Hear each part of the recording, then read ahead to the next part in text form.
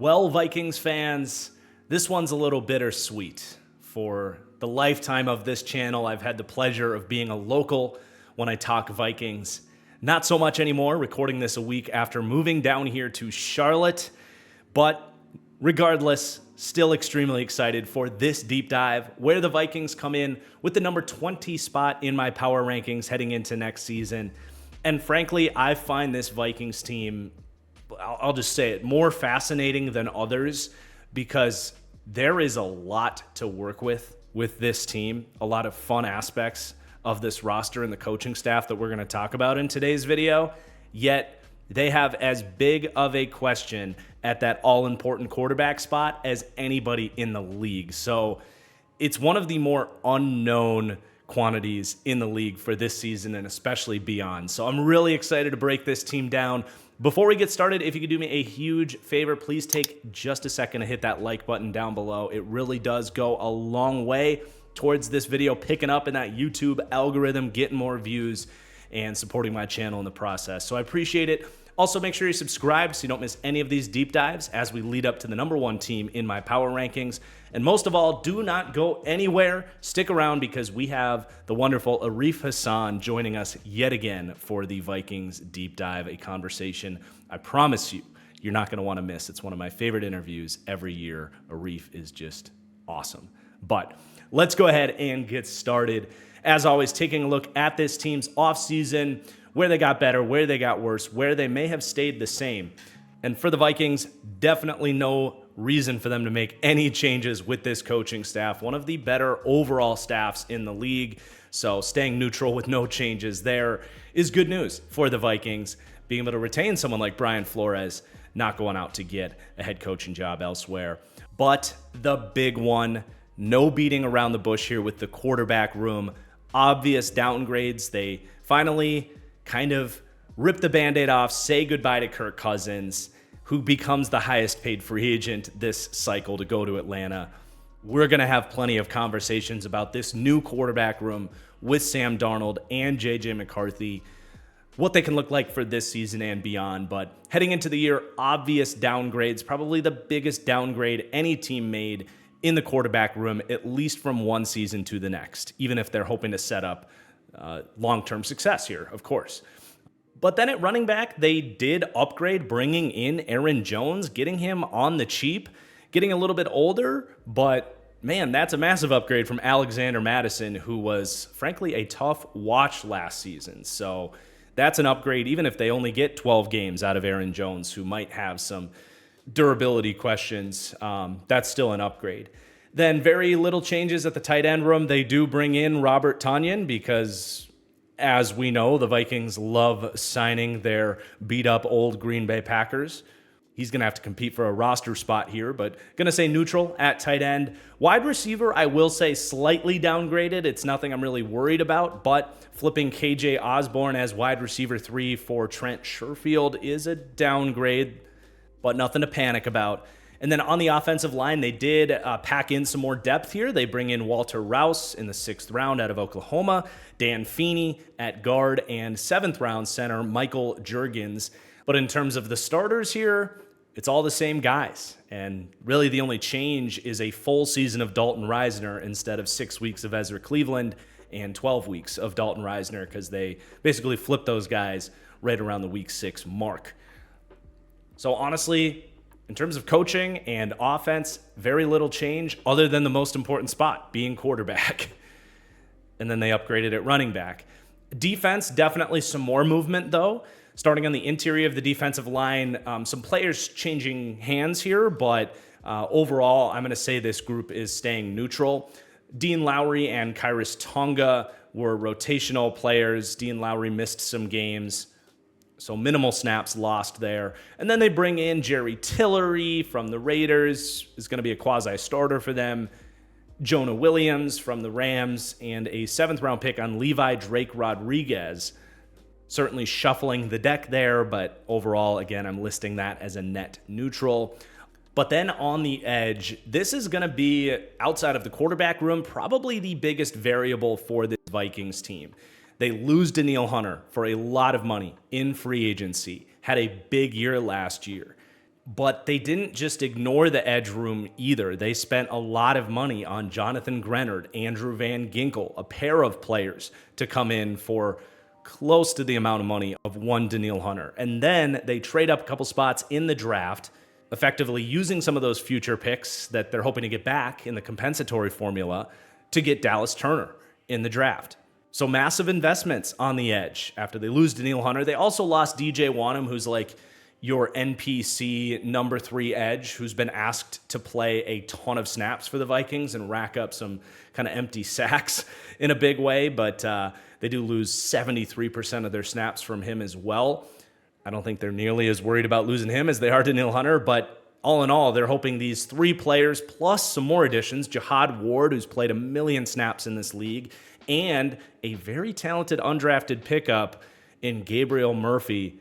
They're hoping in some they can get as much, if not more, from this edge group this year, and I like their process, but that's a big piece to lose Danielle Hunter, who was a top 10 edge last year. One of those dudes that shifts and double teams are heading his way. Star power really matters, especially on the defensive line. So that's, to me, going to be determined in the edge room. At linebacker, they're shifting their focus with LB1, letting the older Jordan Hicks go and bringing in the local Blake Cashman, played at Eden Prairie High School. They must have loved what they saw from that Texans tape last year because they paid Andrew Van Ginkel, they paid Blake Cashman. Hell, they even brought in Shaq Griffin, who played a lot of snaps for the Texans last year. But I love Blake Cashman. But I also think Jordan Hicks was really underrated for this team. And Blake Cashman has to prove that he can hold up for more than just one season from a health perspective. So they're hoping it will be an upgrade and, getting younger at that position. But I can't with confidence say that he'll play better than Jordan Hicks played for them last year, which, again, was really good play from Hicks. And then they bring in Kamu Grugier-Hill as depth. Most notable for him is he might be their kickoff guy or an option for their kickoff guy. He's got a boot and he can run and tackle for the new kickoff rules. So that's interesting. And then at cornerback, we have a little bit of a change in tone here. A tragedy occurring about a week ago. Their 4th-round rookie, Kyrie Jackson, murdered, really, in a DUI accident. I just can't stress enough, please do not drink and drive. It is not worth it. It is one of the most selfish things you can do. Either Uber, or if you can't afford Uber, don't drink so much that you can't drive. I mean, such a tragic incident for a young player that had so much promise. And if any good can come of it in just discussing how big of a deal it is to drive drunk, if anything good can come from this, it is to prevent further incidents like this happening and to use a big name NFL player to bring into focus that this stuff is very real. So just a little bit of a sidetrack conversation there, but just, rest in peace, Kyrie Jackson. It's horrible. And from a football perspective, they were hoping to get him into the mix in this cornerback room. Unfortunately, we can't list him in the additions list because some fucking loser thought it was okay to drive drunk. But back to the football here, I suppose. They didn't lose any players from last year's football team on the roster.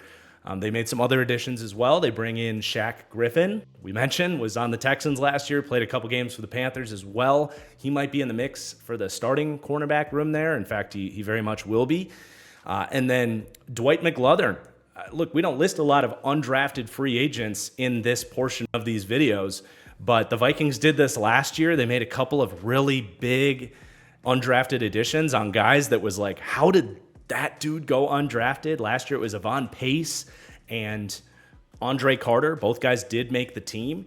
And Pace was arguably the best rookie linebacker in the league last year. And they kind of did it again, man. We already mentioned Gabriel Murphy, who I definitely had a 4th or 5th round grade on as an edge rusher.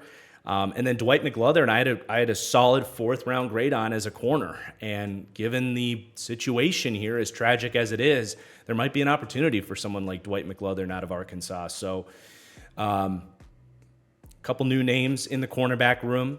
I do list it as a position group as slightly upgraded. I think they brought in Shaq Griffin to raise the floor of that young cornerback room, and I think that can accomplish that. But then at safety, no change. It was a very deep, talented safety room last year. And then with the special teams, again, to be determined. They're saying goodbye to the wildly inconsistent Greg Joseph and bringing in Will Reichard. There's reason to believe he can be better than Greg Joseph, but as we know, rookie kickers can be a bit of a crapshoot. So to be determined with the kicker room. Overall, I do think this was a good offseason, just kind of besides quarterback. I think they improved the baseline of this team. I think they improved the depth of this team, and they got younger for the future. And then it's just going to come down to quarterback, which we're going to be obviously talking about in depth once we get to the roster portion of this video. But first, I do have to talk about this coaching staff, how they rank against the rest of the league, and what things are going to look like schematically on both sides of the ball for the Vikes. And we hinted at it already, but the Vikings really are one of the most complete teams in terms of coaching on both sides of the ball and overall culture. So just to give you some of the rankings here, Kevin O'Connell comes in as my 10th ranked head coach, coming in the top 10 for head coaches. And in terms of coach and culture, they rank even higher than that. Not only is Kevin O'Connell himself, I think, someone that is really good from the communication side of things, being relatable and likable to the players, being a player-friendly coach. I think that shines through. But if you remember, the NFLPA did a poll for the players to kind of vote on team facilities, coaching, all of these different categories of how nice it is to be in your organization.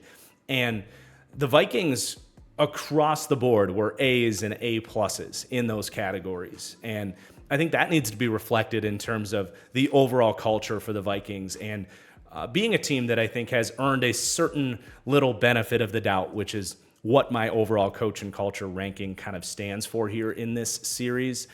But even down to Brian Flores, I think, is a guy that players really can get behind. So before we even talk X's and O's, you've got to note how well run this Vikings organization is. But then both Kevin O'Connell and Brian Flores are, from a schematic point of view, gurus in their field, frankly. I mean, you look at, we'll start with the offensive side of things. For the Vikings, they rank in the A- tier, ranking 8th to 9th in pass game coaching. Definitely good enough to call KOC a guru in that regard. The one knock here is in the run game coaching. They just haven't been able to get this right under KOC, who does have a quarterback's background. Their run game has ranked in the bottom 5 since O'Connell got here, and it's not like those Rams teams when O'Connell was there under Sean McVay had really figured out the run game either. So that is going to be an area of question for the offense overall, is can they finally get this run game going? So they do rank with a C grade, 22nd to 27th in overall run game coaching, which is a good example of kind of why it's cool to split up pass and run game to get a little bit more information on where these coaches' strengths and weaknesses are. But even with that, I still have the utmost respect for Kevin O'Connell.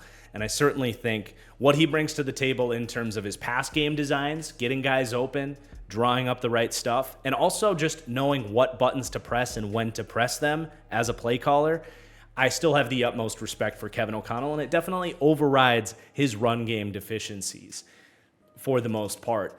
And from an X's and O's standpoint, you can make a pretty strong argument that the Vikings offense right now is the most sort of textbook or traditional quote-unquote Shanahan-style offense in the league, because we've seen a lot of the industry leaders in this Shanahan system start to pivot a little bit. We've seen Shanahan himself run a lot more pin and pull, power stuff. We've seen Sean McVay get into a lot more empty in terms of the shotgun passing game under Matthew Stafford, as well as more of a duo-focused run game.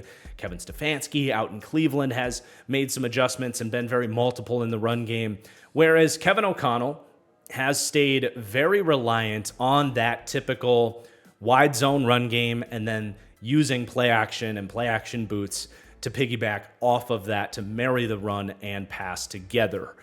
Again, very much leaning into the core principles of the Shanahan-style offense. And it has obviously worked.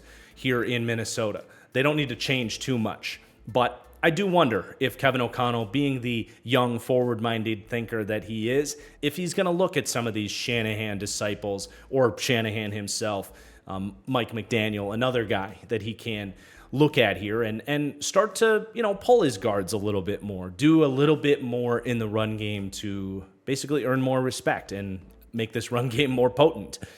But you love what you're getting there. You have Wes Phillips as the offensive coordinator. He's obviously more of a left-hand man to Kevin O'Connell, but he does have an offensive line background, coached under Bill Callahan as an assistant coach. He's been a tight ends coach as well. And these tight ends and the offensive line have really stepped up in Minnesota. So he's doing a really good job for what he's been asked to do. But I do think the offense and the play calling ultimately falls on Kevin O'Connell, of course. But then on the defensive side of the ball, they rank even more favorably there. So they had an A- grade in pass game coaching, a C grade in run game coaching. I have the Vikings with a firm A grade in both pass and run game coaching, ranking 2nd to 6th in pass game and tied for 1st with 5 other teams in run game coaching. Brian Flores is one of the most valuable individual, I would say, non-quarterback assets in the NFL. That includes edge rushers, wide receivers, and if you want to argue with that, just look at what Brian Flores was able to do with this defense heading into the year. In this deep dive last year, we talked about this Vikings roster being one of the 5 worst rosters in the NFL, yet Brian Flores turned this defense into a top half defense last year, and for the first 10 weeks of last season, they were top 10. Now, they did fall off a little bit, and I do want to talk about that fall off because I think it matters here as we look forward to next season. Brian Flores came in last year and was, to every degree, exotic. And what he did was just put a million bodies at the line of scrimmage, safeties, linebackers, stand-up edge rushers, you name it. Made it look like every 3rd and 8, you were going to get engage 8, But what he would do is he either, for the most part, I mean, there's obviously little nuances that he would mix in so it wasn't entirely predictable, but for the most part, he was either, from that look, dropping 8 into coverage where you have no idea where guys are dropping, and he would take those, he would line up a safety up as a rush middle linebacker right over the center, and then they would drop him into a deep half in cover 3. Like, they just did whatever he wanted to do in terms of the coverage calls. So they would either drop 8 from those blitz looks or send 6 or sometimes 7 dudes. So you're speeding up how quickly the quarterback has to process things, because if he thinks he's getting a blitz, he's automatically going to be sped up. You're confusing protections. You don't know where guys are coming from. You're confusing the coverages. You don't know where guys are coming from. For the scheme, I list Brian Flores' defensive scheme as just some evil genius shit. And it was crazy, and it was super effective out the gate. Now, into the second half of the year, I think you did see teams, once they figured out what at the core of what they were doing, and when they had more film, they were able to game plan for Brian Flores' game plan a little bit, and there was a counterpunch the other way. And in the second half of the year, the Vikings were much closer to the bottom half. And, I think teams did a good job of not panicking against those blitz looks to be able to sort of diagnose them when they would drop into 8 and realize, okay, it's not a blitz. You don't have to speed up the quarterback. He can sit in the pocket and make his reads and figure out what coverage he's getting, while also making sure they did have hot outlets in the event that they did send 6 or 7. So teams definitely did a good job adjusting. I think that Packers game with Jordan Love is the best example of it, but there were others.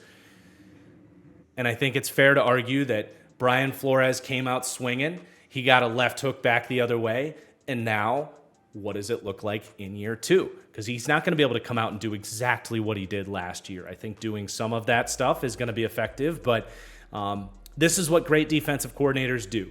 We praised him before last season. We said he should be able to elevate this defense, and he did an even better job doing that than we thought he might.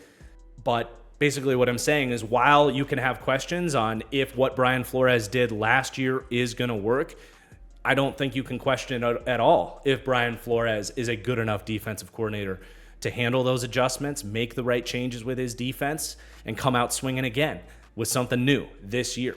And then there's another side that's a testament to the job Flores did last year in terms of the schematic genius with formations, and then also just the ability to look at his roster, put the best 11 guys on the field, put specific guys in the right position to succeed. And that all boils down to the fact that the Vikings, more than any team in the league, way more than any other team in the league, were a 3-safety base defense. The only two teams that were kind of close were New England and Baltimore with Kyle Hamilton. But the Vikings were the only team to have 3 safeties get over 1,000 snaps last year. You had Cam Bynum played 99%, Harrison Smith 98%, and Josh Metellus 94%. And what's cool is the Vikings basically had the same concepts from those other two teams that we mentioned, the Ravens and the Patriots, for how they got to 3 safety packages.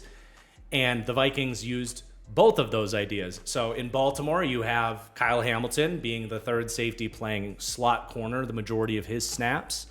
The Vikings did that with Josh Metellus. And then they molded that with a more Belichick-inspired system. Obviously, Brian Flores comes from that tree. But we broke this down in the Patriots Deep Dive. I recommend, if you did not watch the Patriots Deep Dive, I really recommend just go watch that 5 to 8 minute segment on the Patriots scheme. It's very thorough about how the Belichick 5-1 front works. But the Vikings ran a lot of that stuff, where you have 5 men at the line of scrimmage, 1 linebacker, and then it's a nickel defense behind you, but that nickel corner is actually a big box safety. Very similar to like the Kyle Hamilton role, but from a different formation up front, because you can do the Kyle Hamilton stuff from a base nickel 4-2 defense, which the Vikings also did that, but they also ran a lot of that 5-1 stuff, where that slot corner is actually a safety who, in a lot of different ways, can actually rotate into the box from the nickel and play like a linebacker. So you actually have, from that formation, a 3-4 base structure, but in nickel personnel, which allows you to defend the run, account for every gap, but also cover, right? So that's a very Spark Notes version of how that system works. I just don't want to spend another 8 minutes getting into it when it's 2 clicks away on the Patriots Deep Dive. But yeah, the Vikings combined those two concepts. They would go out in a 4-2 base nickel, but with Josh Metellus as the nickel corner, where he's kind of that big nickel, can help against the run, but had enough coverage ability to handle slot wide receivers and tight ends. And then they would run the 5-1 stuff as well, which is an extremely versatile, dynamic front if you run it correctly. And Brian Flores absolutely did. He really is one of the premium elite defensive minds in the game today. And what a blessing for the Vikings that, and I think for non-football related reasons, the league hasn't taken an interest in hiring Brian Flores to be a head coach again, even though he was, in my opinion, a top 10 head coach in Miami who just couldn't get the offense right. But what a blessing for the Vikings that they have, in my opinion, an obvious head coach and a premium head coach responsible for their defense. And that just lets Kevin O'Connell just relax. I mean, he can just say, Brian, you do what you got to do on defense. And man, that just frees up so much time for Kevin O'Connell to make sure the offense is going well. So everything just comes together so perfectly for this staff. And I can't run out of good things to say about them. And I know a lot of people have expected the Vikings to be revealed already because they, as we're going to talk about in just a second, don't really have a proven quarterback situation. But I just think this coaching staff has earned so much benefit of the doubt. They were competitive for a long time with a Josh Dobbs last year.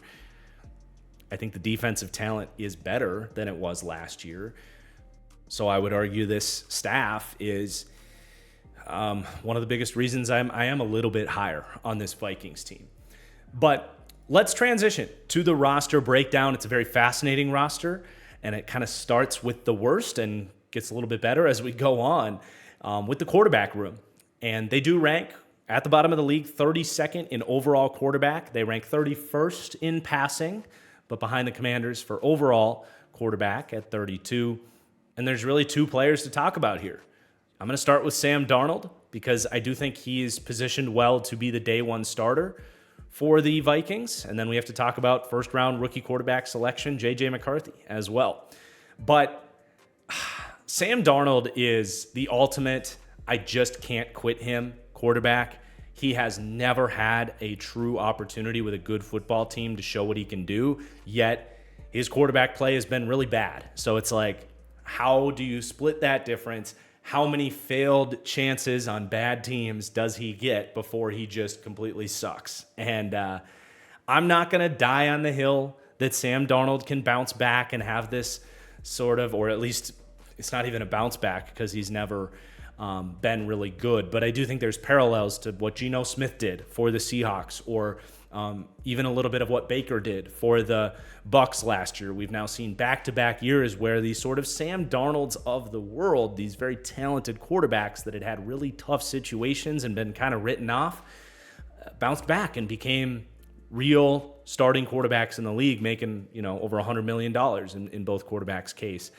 And I think with Sam Darnold, he's in that category for me still. And I know some people are going to be like, oh, you're just attaching to your draft takes. You can't quit. Well, in many ways, the Vikings feel the same. They gave him $10 million. They gave him a legitimate chance at this quarterback job. And you can make a case that this is one of the most quarterback-friendly destinations for any quarterback to go, as we'll see in a minute as we go through the weapons and the O-line, and as we just talked about with the coaching staff too. So I did say I'm not going to die on the Sam Darnold hill. And I think what I'm about to say is not digging my own grave here. But I do actually have a little bit of a hot take here. And those that have followed the series know we're kind of right in the middle here, ranking guys at their floors, talking about what could go right. I don't have a ton of hot takes within these videos. But when I do kind of have a hot take that I somewhat believe in, or do believe in and know that it's hot, I'm going to kind of let it fly. And with Sam Darnold, I'm going to predict, hear me out, he starts all 18 games for the Vikings, and either for the Vikings or someone else gets a, call it Baker Mayfield / Geno Smith level contract, a 3-year, $95 million contract where year one is kind of guaranteed, year two is, you could get out of it if you want, but you're kind of hoping he makes it through year two, and then year three is like no guarantees and basically a team option. I'm going to predict that Sam Darnold actually plays pretty well here. I put the up arrow on him for his ranking in this series. Now, I do have to rank him about as close to his floor as I can as a 69 grade, which is honestly a little higher than what he's proven in the league so far. But I think you catch my drift. I think he ends the season as something like a 77 grade. Actually plays really well for this Vikings team. In no way kind of plays bad enough to put pressure on them to play J.J. McCarthy, their newfound first-round pick. And I believe he can do that because of the talent. He's got a great arm. He's mobile. He extends plays. I think after getting to work in a similar style offense under Kyle Shanahan, he learned how to play within the timing of an offense like this. And, with what this team got out of a Josh Dobbs last year and them having Kirk Cousins play as a top 10 quarterback in the NFL over the last 2 years, I really do think Sam Darnold can operate this offense and emerge onto the scene. Now, obviously, he's got to prove that he can be a better decision maker within a well-structured offense. He's got to prove that he can throw the ball accurately. He's got to prove that he's not going to make a bunch of mistakes within structure and put the ball in harm's way and scramble drill, really as he's done throughout his career. And I'm going to kind of leave it there. I don't want to continue down this hill because I realize he's not even a guarantee to be the week one starter, and this could very easily blow up in my face. But I'm going to kind of put it out there a little bit. I think Sam Darnold plays well, gets through the season, and sort of puts himself into the NFL, or at least onto the map of NFL starters. Now, whether that's for the Vikings or for someone else, that's a conversation for a different day. We're getting way too ahead of ourselves there.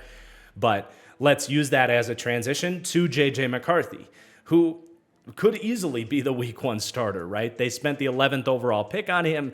It's a lot more invested than a 1-year, $10 million contract that they have on Sam Darnold. And if they feel like he's the better week 1 option, I think they will play him. But I don't necessarily think that's going to be the case. I think J.J. McCarthy has the talent. As I watched him, I became much more impressed by a couple of things. His arm talent is much better than he gets credit for. And his ability to extend plays in critical passing situations, to push the ball past the sticks, and keep drives alive was impressive. And I think a very big part of Michigan's sustained success and ultimately winning a championship last year, even if he doesn't have this massive sample size of dropping back 30 times a game and running a wide variety of passing concepts.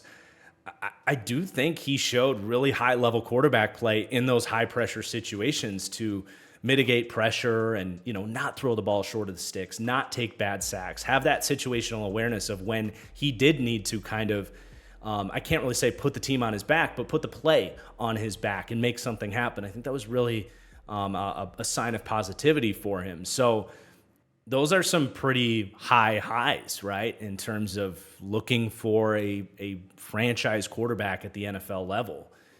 But there's obvious shortcomings in his profile as a prospect. They didn't ask him to throw a lot. You just don't have a large sample size to know what he truly is as a passer.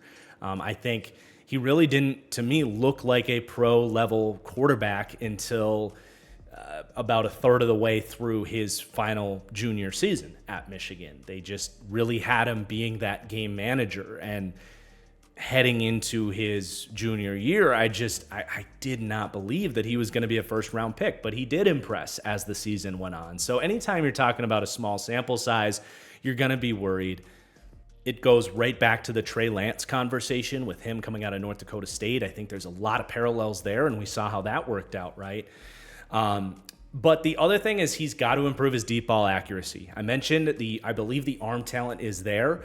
I think he can push the ball deep. I don't think he has a A+ elite arm or anything. I think it's a good B+ arm, an NFL level arm. He can make deep throws, but they just didn't ask him to do it too often. And when they did, he just clearly wasn't comfortable with it. And can they come with more reps? Can that maybe come with throwing to a Justin Jefferson and a Jordan Addison down the field? Yeah, I think it certainly can. The deep ball is a lot more to do with timing and throwing to open receivers than I think people realize. So there's reason to believe that he can unlock the whole field in the passing game in a way that he didn't at Michigan. But it's a projection, right? So I do think the floor with J.J. McCarthy is pretty low for a rookie quarterback. I think he's much more of a projection into year 2, year 3. And if this team wants to win football games this year, I think if they get a solid version of Sam Darnold that can kind of surprise people a little bit, they're going to roll with him week 1. And with this good of a surrounding cast, I think he can play pretty well. So obviously, as I've said many times in this series, we are ranking these position groups, these teams really at their floor. And for me, the floor for the Vikings is the worst quarterback in the league. A Sam Darnold that we're familiar with, a rookie J.J. McCarthy that has to learn the position in many, many ways. That could get ugly. And that could turn into what happened last year where they're trying to scrap through games with bad quarterback play. I do still think that this combination will be better than ultimately what they had in Josh Dobbs and Nick Mullins and Jaron Hall last year after Kirk Cousins went down week 8. But this certainly could be a group that just isn't good enough to get the Vikings into the playoff mix this year. Beyond this season, though, I do like the J.J. McCarthy pick. I think he's a risk worth taking. I did eventually reach a point in my draft analysis where I was comfortable with J.J. McCarthy kind of in that 11 to 25 range of draft picks. And I'm really glad that the Vikings didn't have to trade up, future first-round picks to go get him at number 5, because that would have probably been the point where I was like, man, it's just a lot for this prospect.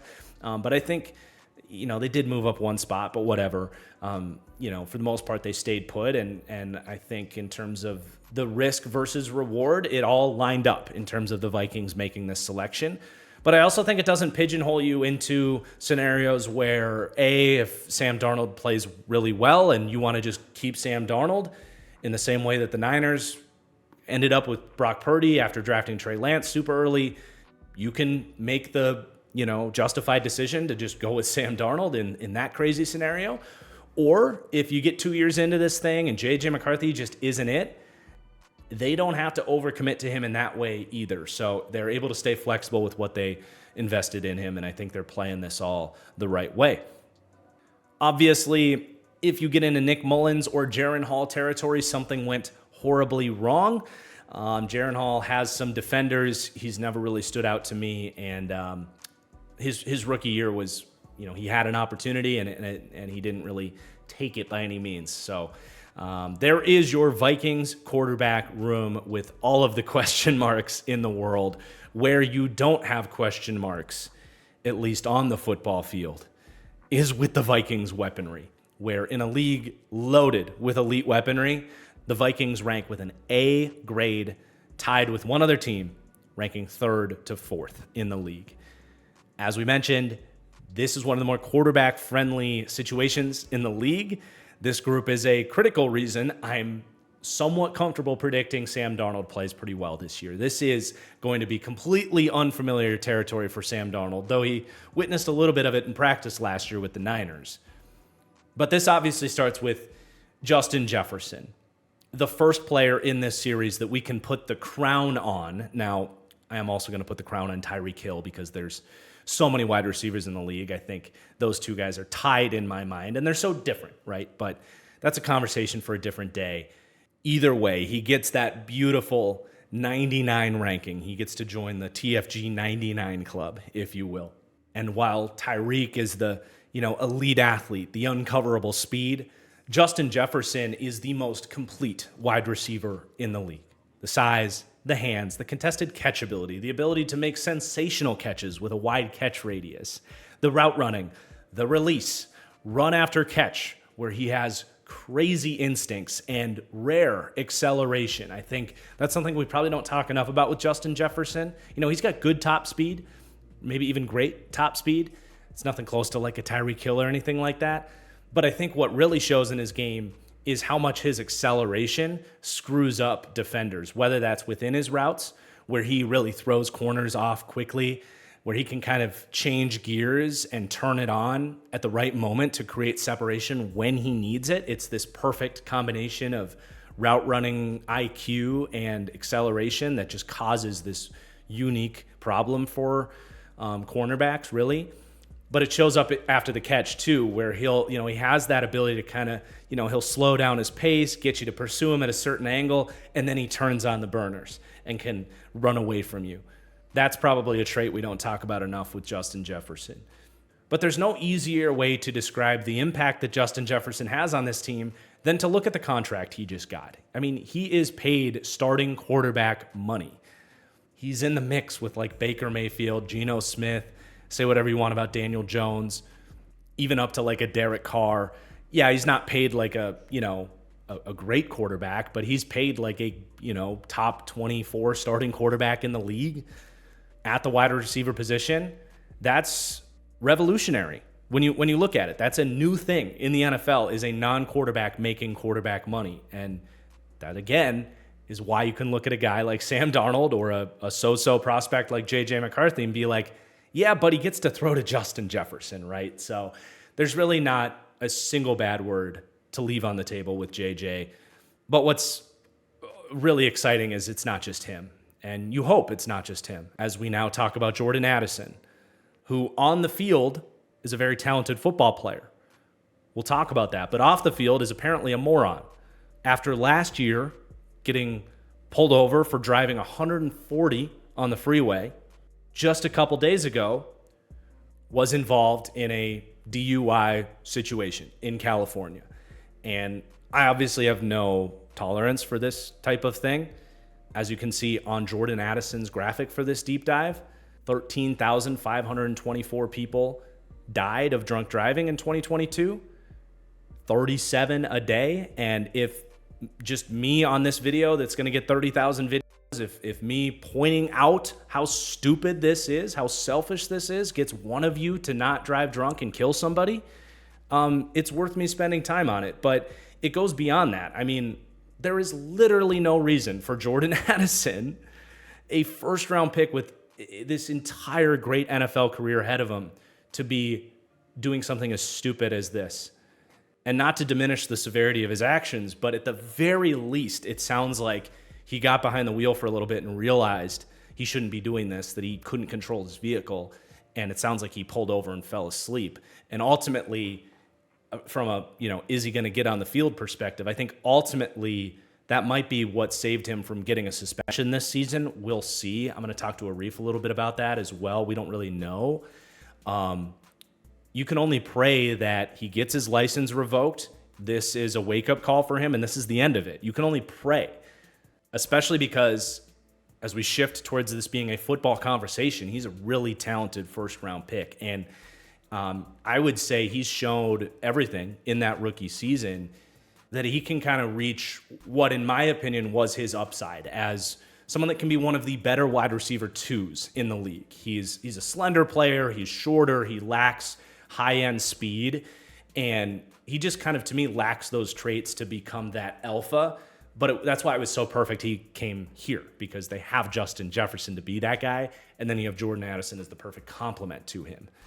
And I think inside his rookie season, you saw moments like in the Niners game, Charvarius Ward just bench pressed him into oblivion. Like if he gets these great number one corners and has to deal with, lining up on the outside and winning as the number one wide receiver, he can't really do that.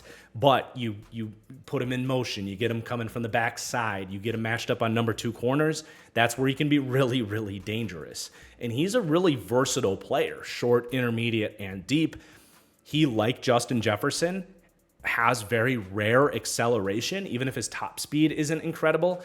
For all of the same ways we described that being a weapon for Jefferson, I think the Vikings saw a similar trait in how Jordan Addison runs his routes and what he can do after the catch, kind of being deceptive with that acceleration, if you will. But he's a good route runner. He has a little bit of that kind of, I would say, like a trait that like Tyler Lockett and Antonio Brown had as these undersized wide receivers that are still able to win really tough catches somehow. There's just a certain it factor about him in terms of you put the ball up and he's going to find a way to come down with it. He's got that. And I would love to put the up arrow on Jordan Addison and say that he could be one of the best number two wide receivers in the league, because I think on the field he does. But with seeing this DUI incident, I am going to start questioning his character and if he's going to be able to stay on the field and long-term be the professional that can ascend to that. I think his floor is extremely good as a wide receiver too. And I think his ceiling on the field is that of one of the best number two, the best complementary wide receivers in the league. But I'm going to leave it up to him to prove that he is going to be a professional and do what it takes to develop into that. But to move on, let's get through the rest of the wide receivers. This is frankly hard to say a concern because they have so many guys to throw to here, but it's a note that they just don't have great wide receiver depth if anything happens to Addison or Jefferson. Brandon Powell is their wide receiver 3. He's going to rotate. I would say with Trent Sherfield, remember they lost KJ Osborne, who ended up playing 73% of their snaps last year. Of course, JJ missed majority of last season. But Powell, I would say, is the sort of, passing downs, third and medium, third and long, sort of 11 personnel guy with 3 wide receivers, a tight end, and a running back. He's going to line up mostly from the slot. He is efficient in terms of, running speed outs, running whip routes, can sit down in zone. He is your typical kind of dime a dozen, short slot wide receiver that can get the job done in that very specific role for this offense. Decent guy after the catch, returns punts, all that stuff. But Trent Sherfield was a nice signing. I kind of like Trent Sherfield. He just hasn't been in a great situation to get on the football field where he's been, but He's made plays when he's been out there. He's got underrated speed. He's a great blocker. They are going to love him. Even at times, I think when they get into 12 personnel with 2 tight ends, I think Jordan Addison will be off the field and Trent Sherfield will be on the field in 12 personnel because he's just a better fit if you want to come out and get into some of that play action stuff and running the ball to seal the edge as well. So he's going to play. He's a nice signing for what he is. Just don't expect too much. And then they have Jalen Naylor, who's a fascinating player, but very unproven. Was unutilized at Michigan State and has not really been tapped into here. It was the very end of his rookie season in 2022. The last 2 weeks of the season, he got out there and had like 160 yards and a touchdown, looked really explosive. But injuries just derailed his entire sophomore campaign. So I do put the eyeballs next to him on the graphic there. I think, you know, if he kind of throughout the season shows what he can do a little more, he could be kind of both Trent Sherfield and Brandon Powell mixed into one player, which could be eventually a number 3 wide receiver for this team. So I do think there's a certain upside there if he can continue to grow. And then I love Tristan Jackson, man. He's never gotten the opportunity, but he's stuck around here really with Kevin O'Connell. The Rams brought him in when KOC was there, and then Jackson followed O'Connell over here. So there's something there that I like that KOC obviously likes, and his opportunity is ascending here. We've mentioned the wide receiver depth here is nothing special. Jackson, to me, coming out, I put a comparison to Darius Slayton as a more slender vertical threat. He's got speed and can track the deep ball. They are missing that sort of designated deep pass guy. Obviously, JJ and Addison are good deep threats, but if you want that guy that is going to run that you run these classic play action concepts where you've got kind of 2 guys running, crossing the field vertical in some variation. Usually it's a deep cross and a deep post coming the other way. If you have Justin Jefferson running the deep cross, more often than not, if you're running quarters or cover 3, that high safety is going to commit to Justin Jefferson and help there. If you want a guy that the defense isn't really going to think twice about, but can get open deep and hurt you on a deep ball, Tristan Jackson could very well be the best guy opposite of Justin Jefferson to do that. So someone to keep an eye on there as well. Then you got undrafted types after that. So I do think it's those 6 make the team unless any of those guys stand out in camp, which is certainly possible. But there's your wide receiver group. It's certainly top heavy. You need Addison to be on the field to stay healthy, and you need Jefferson to stay on the field and be healthy. Otherwise, you're going to get a bit of a drop off there. But it certainly does not stop there. You have TJ Hawkinson, who's an easy top 10 tight end in the NFL. Now, off the bat, you do have to note that TJ Hawkinson is coming off a Week 16 ACL injury, so he's going to be pushing right up against the start of the season. Right now, he's at about the 7-month mark, and a 9-month recovery, which is average for an ACL, would put him at like Week 2. So he is on the PUP list. I think we can probably expect him to miss a month, and then the question is he full speed? It's tough with ACLs. I feel like for the most part, guys are okay, but when it's a running back, a wide receiver, a corner, you have a little bit more pause because their ability to cut is so important. It's not like Hawkinson has some crazy significant injury history, so the hope is everything's going to be okay, but you might not get a full season of normal TJ Hawkinson here, but you also might. But he's been everything they were hoping they were getting when they traded a 2nd-round pick for the Lions, to the Lions for him. It's been one of the more, the Vikings have become the kings of the mutually beneficial trade. They sent Stephon Diggs to the Bills, got Justin Jefferson with that pick, and then the Lions ended up drafting Sam Laporta to fill that void. So it's really worked out for everybody involved here. But he's just a really good player, man. He's got enough athletic ability and route running prowess to be a legitimate mismatch problem when you put him out as a slot wide receiver or, of course, from the tight end spot against linebackers and stuff. He's got good speed. He's got good feet, good route running. The only thing that really holds TJ Hawkinson back, and he's really good after the catch as well, you got to mention that. The only thing that holds him back from being like a top 5 tight end is just random weeks. I hate to call him soft, but there's just some of the ball skills are missing to a degree with him, whether it's body control at the sideline or always being that kind of, big body, my ball bitch mentality type of tight end to really out physical linebackers and safeties. Sometimes he can get pushed around a little bit at the catch point, and sometimes he just has frustrating drop issues.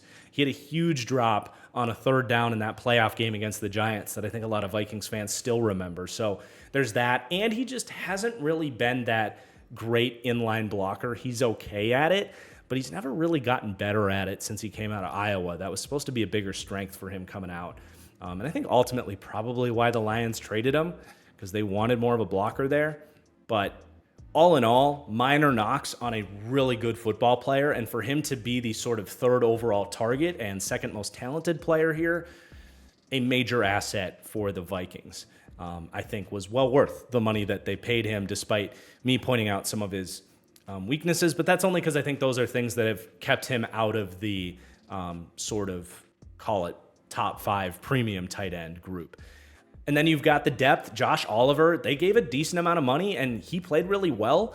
I wasn't sure if he was going to follow up what was a breakout 2022 season for Baltimore from a run blocking perspective, but boy, did he. I mean, he has only gotten better there. He is one of the best blocking tight ends in the NFL, and what's cool is he was more of a receiving-only prospect coming out of college. Now, he hasn't really reached crazy upside in the receiving game, but he can certainly do enough there. He can get open, he's got speed, he's got good enough hands, tough enough after the catch. So as a second tight end in 12 personnel, given that he's a great blocker, they are going to be in 12 personnel quite a lot.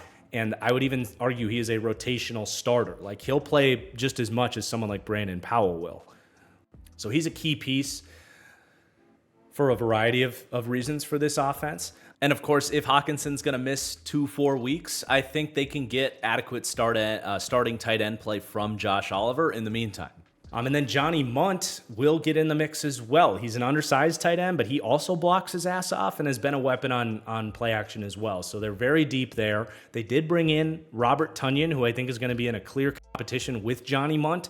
Tonyan as well has been that sort of undersized quasi-receiver type of tight end, and there's only so many snaps to go around there. You could even throw in N'Keal Harry, who's in the mix, at least at camp, for the tight end position. I don't think he's going to be able to beat out Munt and Tonyan, but I wouldn't be stunned if they like Tonyan a little better than Munt, even if Munt's a better blocker. Tonyan is a better athlete, so if they want that athlete for Y-leak or to get lost on play action, running those crossing routes and stuff, he's done that in the past. So a bit of a tight end competition there. And it's probably going to be just those 3 because they do have, not listed on the graphics, CJ Ham is a very good fullback who should make the team. But fortunately for Vikings fans, it does not stop there because they signed one of the best receiving backs in the National Football League, Aaron Jones. In fact, for a year there, he was quite literally the 2nd best wide receiver on the Green Bay Packers. They had Devontae Adams, and then it was like MVS and Alan Lazard. Aaron Jones would just line up out wide and run actual routes and made catches down the field. So like you can do even more than just flipping him the ball out of the backfield, but he's great in the swing game, in the screen game. He's a better pass blocker than he gets credit for. Really, the only question on Aaron Jones is, are the Vikings going to just give him the full workload in a way that Green Bay never did? Green Bay always had Aaron Jones in a rotation, and he's had a hard time staying durable. So if they're going to give him the full workload, how much can he hold up? That's going to be a question on him. But when he's out there, goodness, he's one of the 3 to 5 best receiving backs in the NFL quite easily. In terms of the backup running backs, no one to really hit on there. Ty Chandler is physically talented, still a lot to prove in the receiving game. Could say the same thing about Cam Akers. Kane Nwangu's mostly just here as a return man. And then Myles Gaskin, if they ever did roster him, actually is a very skilled receiving back and a very good pass protector, just not a lot of physical tools. And we'll save Dwayne McBride for the running back portion here in just a second. But to wrap up, again, an elite group of weapons. They get the A grade, 3rd to 4th ranking in the league.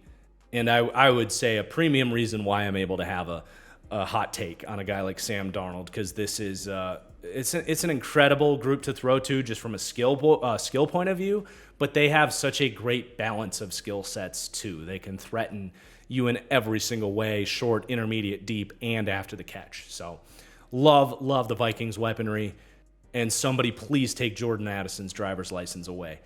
Running back. This was really tough for me because we mentioned it a little bit with Aaron Jones, but I just don't know how many snaps they're going to get from him. And it's not like he's had this horrible injury record, but the Packers were clearly worried about his long-term durability. He has missed games pretty much every year. It's not like he's had these back-breaking, season-ending injuries. He's just missed 4 games here, 5 games here, or he's playing hurt, that type of stuff. He's always been one of those guys that seems like he's dealing with something a lot of the time. He's 29 years old. And like I mentioned, the Packers never were in a spot where they really had to give him the massive workload. He was always somewhere between 175 and 225 carries every year instead of that 250-plus workhorse back. And even if that came to the frustration of some Packers fans, I do think that helped his durability. So if you could promise me Aaron Jones gets 250 carries, he plays 15 games and stays healthy, I would give the Vikings a better grade for the running back room than I'm giving them here. I give them a B- grade, which ranks 12th to 20th, which is still very good, obviously, very, very good. Depending who you're splitting ties with, you could argue they're top half in the league still. But you can't guarantee that. And there is a reason Aaron Jones didn't get this massive contract either, right? Regardless of the injury stuff, he's a 29-year-old running back. And there's just a certain shelf life for these guys. So it's a risky signing, but man, is the upside fantastic. This is one of the bigger sort of polarizing aspects on this team beyond the quarterback room. But a little bit more on Aaron Jones and what he is on the football field. The best thing I could say to describe him, obviously as a Packers fan, someone that's watched a lot of Aaron Jones, he's not the fastest guy. He's not the most powerful guy. I think his contact balance is good, but it's certainly not great or elite or anything like that. What stands out to me about Aaron Jones is the efficiency of movement, the acceleration, the agility, paired with his mind and some of the best vision in the league. He is the perfect balance in terms of when he has an open hole, he will burst through it and burst through it without any wasted movement. But he also has the vision to see when a hole is blocked up, he can see where his escape lanes are or if the adjacent hole is open, and he has amazing agility and acceleration to get into that hole and accelerate through it. So he is such an efficient runner. He is unlike anything the Vikings have had.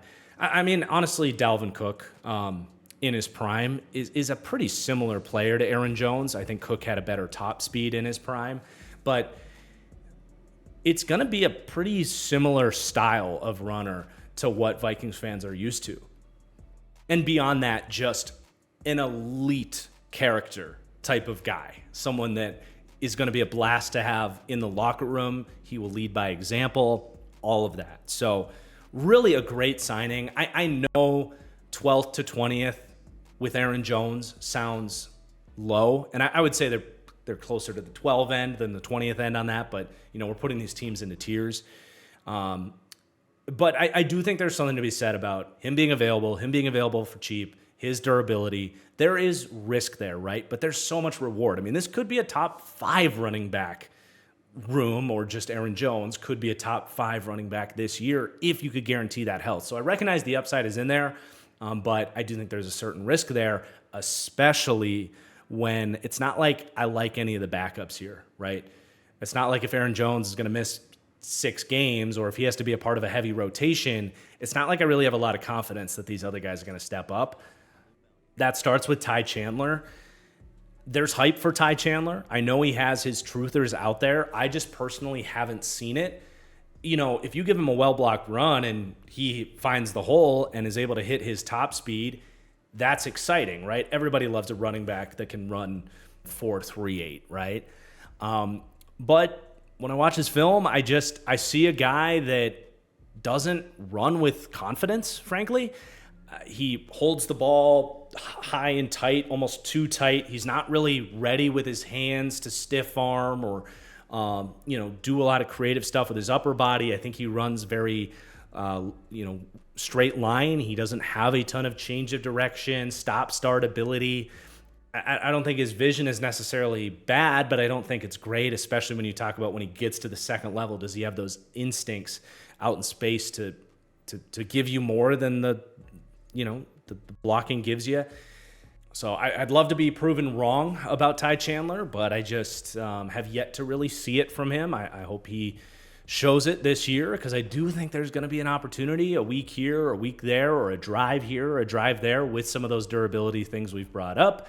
But beyond him, there's not really a ton of guys pushing for this job either. Cam Akers coming off another lower body injury. I think it was it the other Achilles or something? I should know this. I apologize, but there's just so many injuries on Cam Akers at this point. It's a little hard to keep up with, but he came in off the street, looked good for a minute, and then got hurt again. So it's like you cannot count at all on Cam Akers, let alone is he explosive yet when he gets on the field.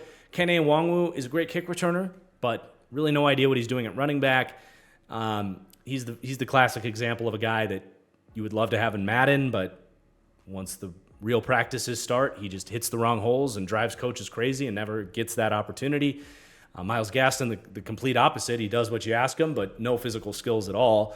And then you have Dwayne McBride, which I know last year he falls to the 7th round, had an opportunity to get on the field for this football team because their running back room was a nightmare, and he never really got the nod. So there's plenty of things pointing to the fact that there's something missing on Dwayne McBride, whether it's practice behavior or myself and everybody that loved him in the draft community were just wrong, or that the level of competition coming from UAB just didn't translate to the NFL. So there's plenty of evidence at this point that he's not going to get this opportunity, but I still saw a remarkable runner at the college level with crazy instincts, size, contact balance. To me, I would still hold the take that he's the second most talented running back in this room if he gets the opportunity. So I still want him as a deep stash in dynasty leagues because I do think the opportunity could still come. And he does still feel like a guy that once he gets on the field might be able to get a coaching staff to get over any sort of potential, behavioral issues that has held him back to this point. So still keeping an eye on him. That wraps up the running backs. In terms of the QB run multiplier, I do think they actually have the guys to do it here with Sam Darnold and certainly with J.J. McCarthy. He's a very talented runner. But for the most part, Kevin O'Connell hasn't leaned too much into the QB run game. Of course, a big reason for that is Kirk Cousins. But this could be more of a B- or even a B under J.J. McCarthy someday if they decide to open that up. And that might be something that can finally unlock this run game, is having a little bit more of an athletic threat. We saw a little bit of that with Josh Dobbs in flashes, but then they got away from it and went with more of a Nick Mullins just because the stylistic preference of KOC. But there's potential there for the numbers game to open up this run game a little bit more. But the last thing on this offense to talk about is the offensive line. It's a fantastic group. Again, coaching, weaponry, running backs with Aaron Jones, offensive line. There's so much talent to work with here. I have the Vikings ranked as the 10th to 11th offensive line in the league, 5th to 7th in pass blocking, and 14th to 17th in run blocking. Let's go left to right, but there's just not a lot of questions here. You have Christian Darrisaw, who is a superstar young left tackle. Might even still be, getting better. Could have the arrow up, but he's reached such a high level that I don't know if he's going to get better than he is right now. But athleticism, length, play strength, can do any sort of system. He can drive guys off the ball in the run game. He can absolutely reach block and be that guy that seals the edge in wide zone. He's about as close as it gets in the league to Trent Williams in terms of those perimeter ceiling reach blocks. He's not Trent Williams. That's a whole nother tier jump up or two. But in terms of having the athleticism and all of the traits it requires to be that dominant run blocker, he's got that. And then, I've been impressed by his pass protection. I think his technique was surprisingly good out the gate. That wasn't necessarily what he was praised for at Virginia Tech. They had a lot of quick drops and quick sets for Darrisaw, but it was clearly in there. He came out the gate and was a great pass protector early. So, especially into year 2, he took a leap. But, he's phenomenal. You got Dalton Reisner at left guard. He was a really nice signing. They traded Ezra Cleveland, who was probably the inverse of Dalton Reisner in being a below-average pass blocker and an above-average run blocker. Dalton Reisner is the opposite. He's an above-average pass blocker and a below-average run blocker. He's just not a good athlete, so he struggles to reach those landmarks, generate some of that drive off the ball. But he's got an anchor. He's got good technique in pass pro, and that gets the job done. They were able to get him back for really cheap. 1 year, like $3 million. I can't believe he didn't have a bigger market, but he's played well his whole career and played well for the Vikings last year. At center, you have Garrett Bradbury. You kind of know what he is. He's a great reach blocker and just kind of okay and inconsistent at everything else. He just doesn't have a lot of play strength, a former first-round pick, but, if you want to drive guys off the ball, he's not really going to have that sort of power in his run blocking. And if he does get left one-on-one, he just struggles to hang on for too long and struggles to anchor. But, you get him moving laterally. He can handle finesse. He can do some stuff as a pass blocker. He's just going to have his limitations in terms of upside and consistency, but a good center nonetheless. And then Ed Ingram at right guard. I expected to come into this video, preparing for this video, to not like what I saw on Ed Ingram. And I had every reason in the world to attach to my draft priors where I said this was a horrible pick, this was a huge reach, and in year 1, it looked like that, right? He was the definition of a turnstile in pass protection. But I can't say that from what I saw on film. I saw massive improvements from Ed Ingram. I saw much more accurate hand placement. I saw him running his feet much better in both phases, but especially in pass protection. I saw him recognize stunts much better. Everything just got turned up a little bit. And you saw a lot more confidence come out in the run game, a lot more highlight blocks in that phase. Still very inconsistent in terms of run blocking.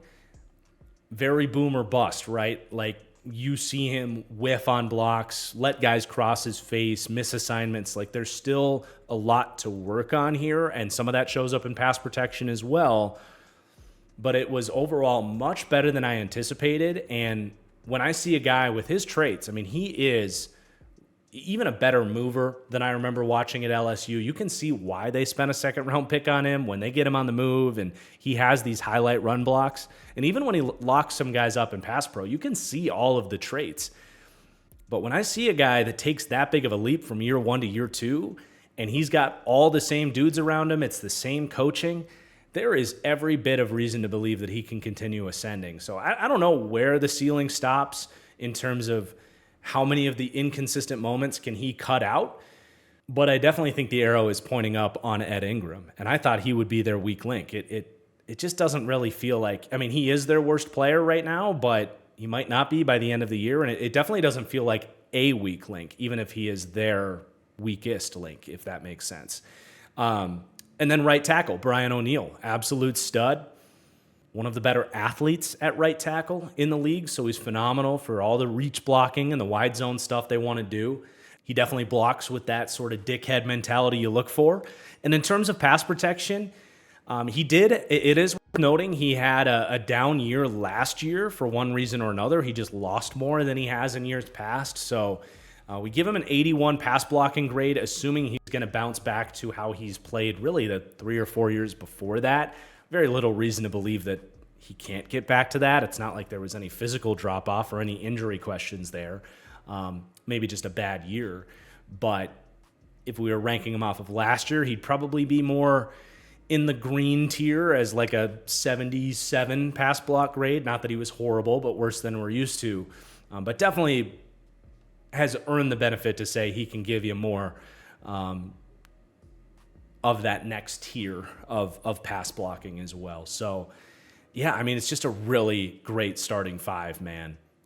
The interior can have their shaky moments and their inconsistencies, and that's what keeps them out of being one of the premium offensive lines in the league, but their interior can have their ups and downs. You can run into some weeks where these guys have bad weeks. Guys like Ingram, Bradbury, and Reisner, none of them are dominant pass blockers, and certainly, like as we saw in that Giants playoff game against Dexter Lawrence, granted they were different players in there, but you could feel it in certain matchups last year too. Like if they run into a good interior rush, they can be a little more matchup dependent in that way, whereas if they go up against a bunch of good edge rushers, they can handle that a little bit more. So you get some more week-to-week inconsistency from that regard, and they just haven't emerged as this great run-blocking unit together.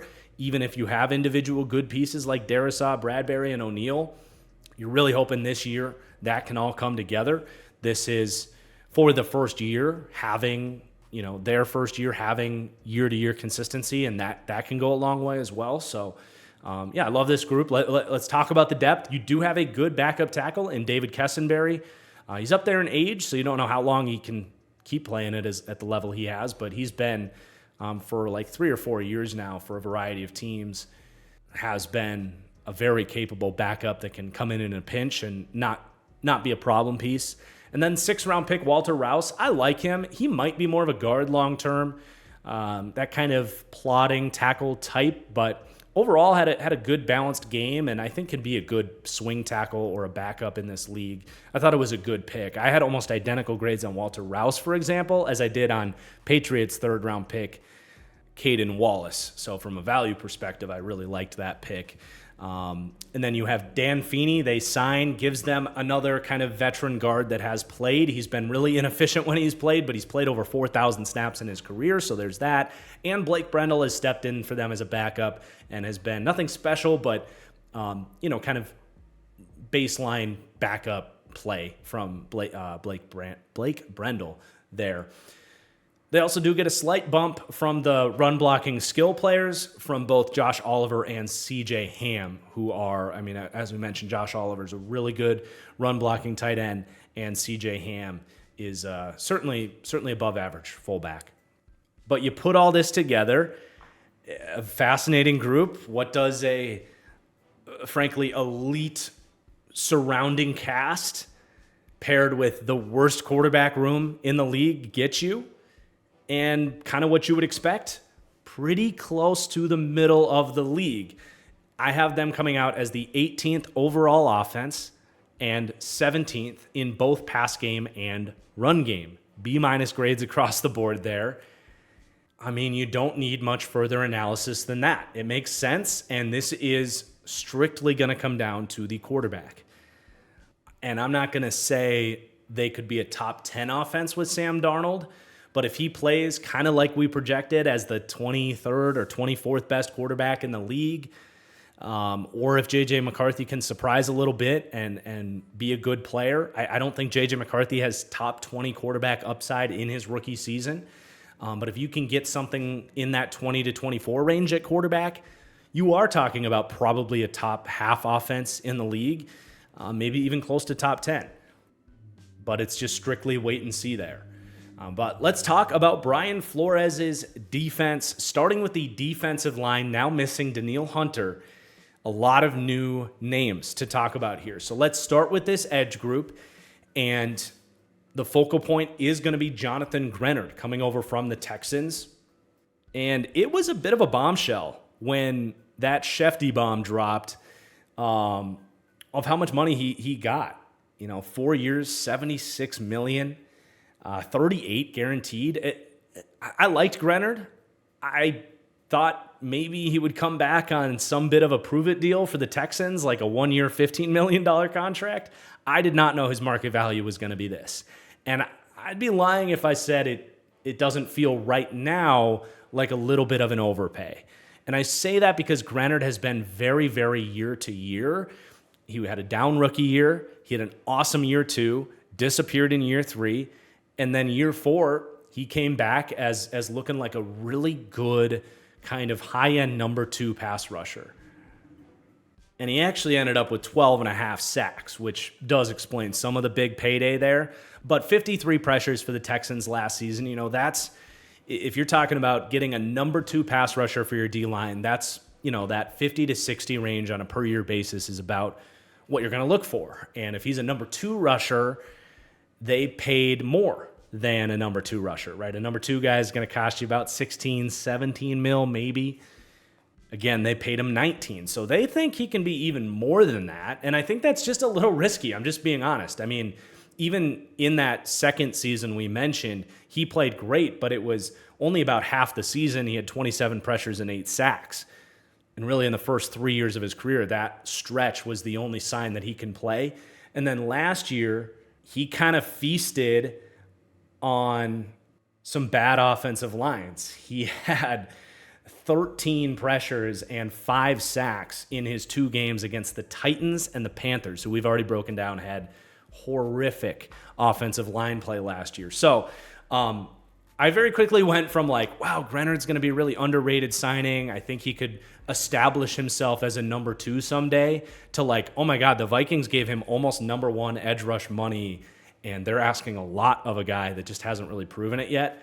So it was a very fascinating signing. They clearly like what they see, and it's not that he doesn't have the skill to like repeat what he did last year. He has a variety of pass rush moves in his bag. He kind of has that diversity of rush moves. He can spin on you, uses good chops, and is really good with his hands. He has some power in there. He's a balanced pass rusher. But I will say he certainly lacks number 1 pass rusher traits. He's not the most explosive guy. He's not the biggest guy. Does have great arm length. That's probably the best physical trait he has, about 35-inch arms. That's where some of those good bull rushes come in. But I think he will be a good player for them. I like Jonathan Grenard. It's just like, wow, this was their Danielle Hunter replacement. Okay, that's asking a lot. So that's kind of where we're starting with. And then beyond that, you have Andrew Van Ginkel, who they paid. They didn't pay as much. I actually think from a value perspective, Andrew Van Ginkel for 2 years, $20 million is great value. And if you kind of split the difference for the next 2 years between Van Ginkel and Grenard, it evens out quite a bit. So there's some positivity there. And Van Ginkel was incredible last year. In fact, he was more efficient than Jonathan Grenard in what was his breakout season last year. I mean, just the metrics alone, 53 pressures, only 8 sacks compared to the 12.5 for Grenard, but a 90.6 PFF grade pass rushing for Andrew Van Ginkel last year compared to a 72.3 on Grenard. Not to say that's the gospel, but it's worth something, I would say.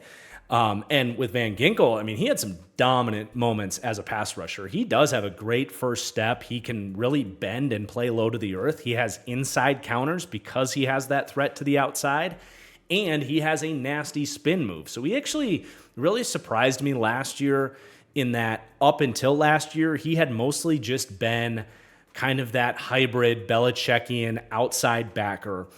And he surprised last year when those edge rushers got hurt, Bradley Chubb and Phillips, and even early in the year when Van Ginkel had to play when Phillips was banged up.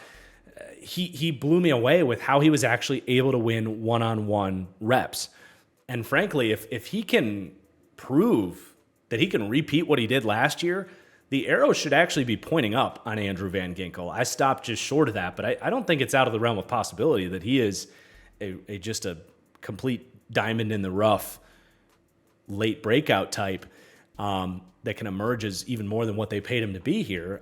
We'll see this year. I'm not necessarily counting on that just because last year was the only year out of his 5-year career where he had done anything close to that.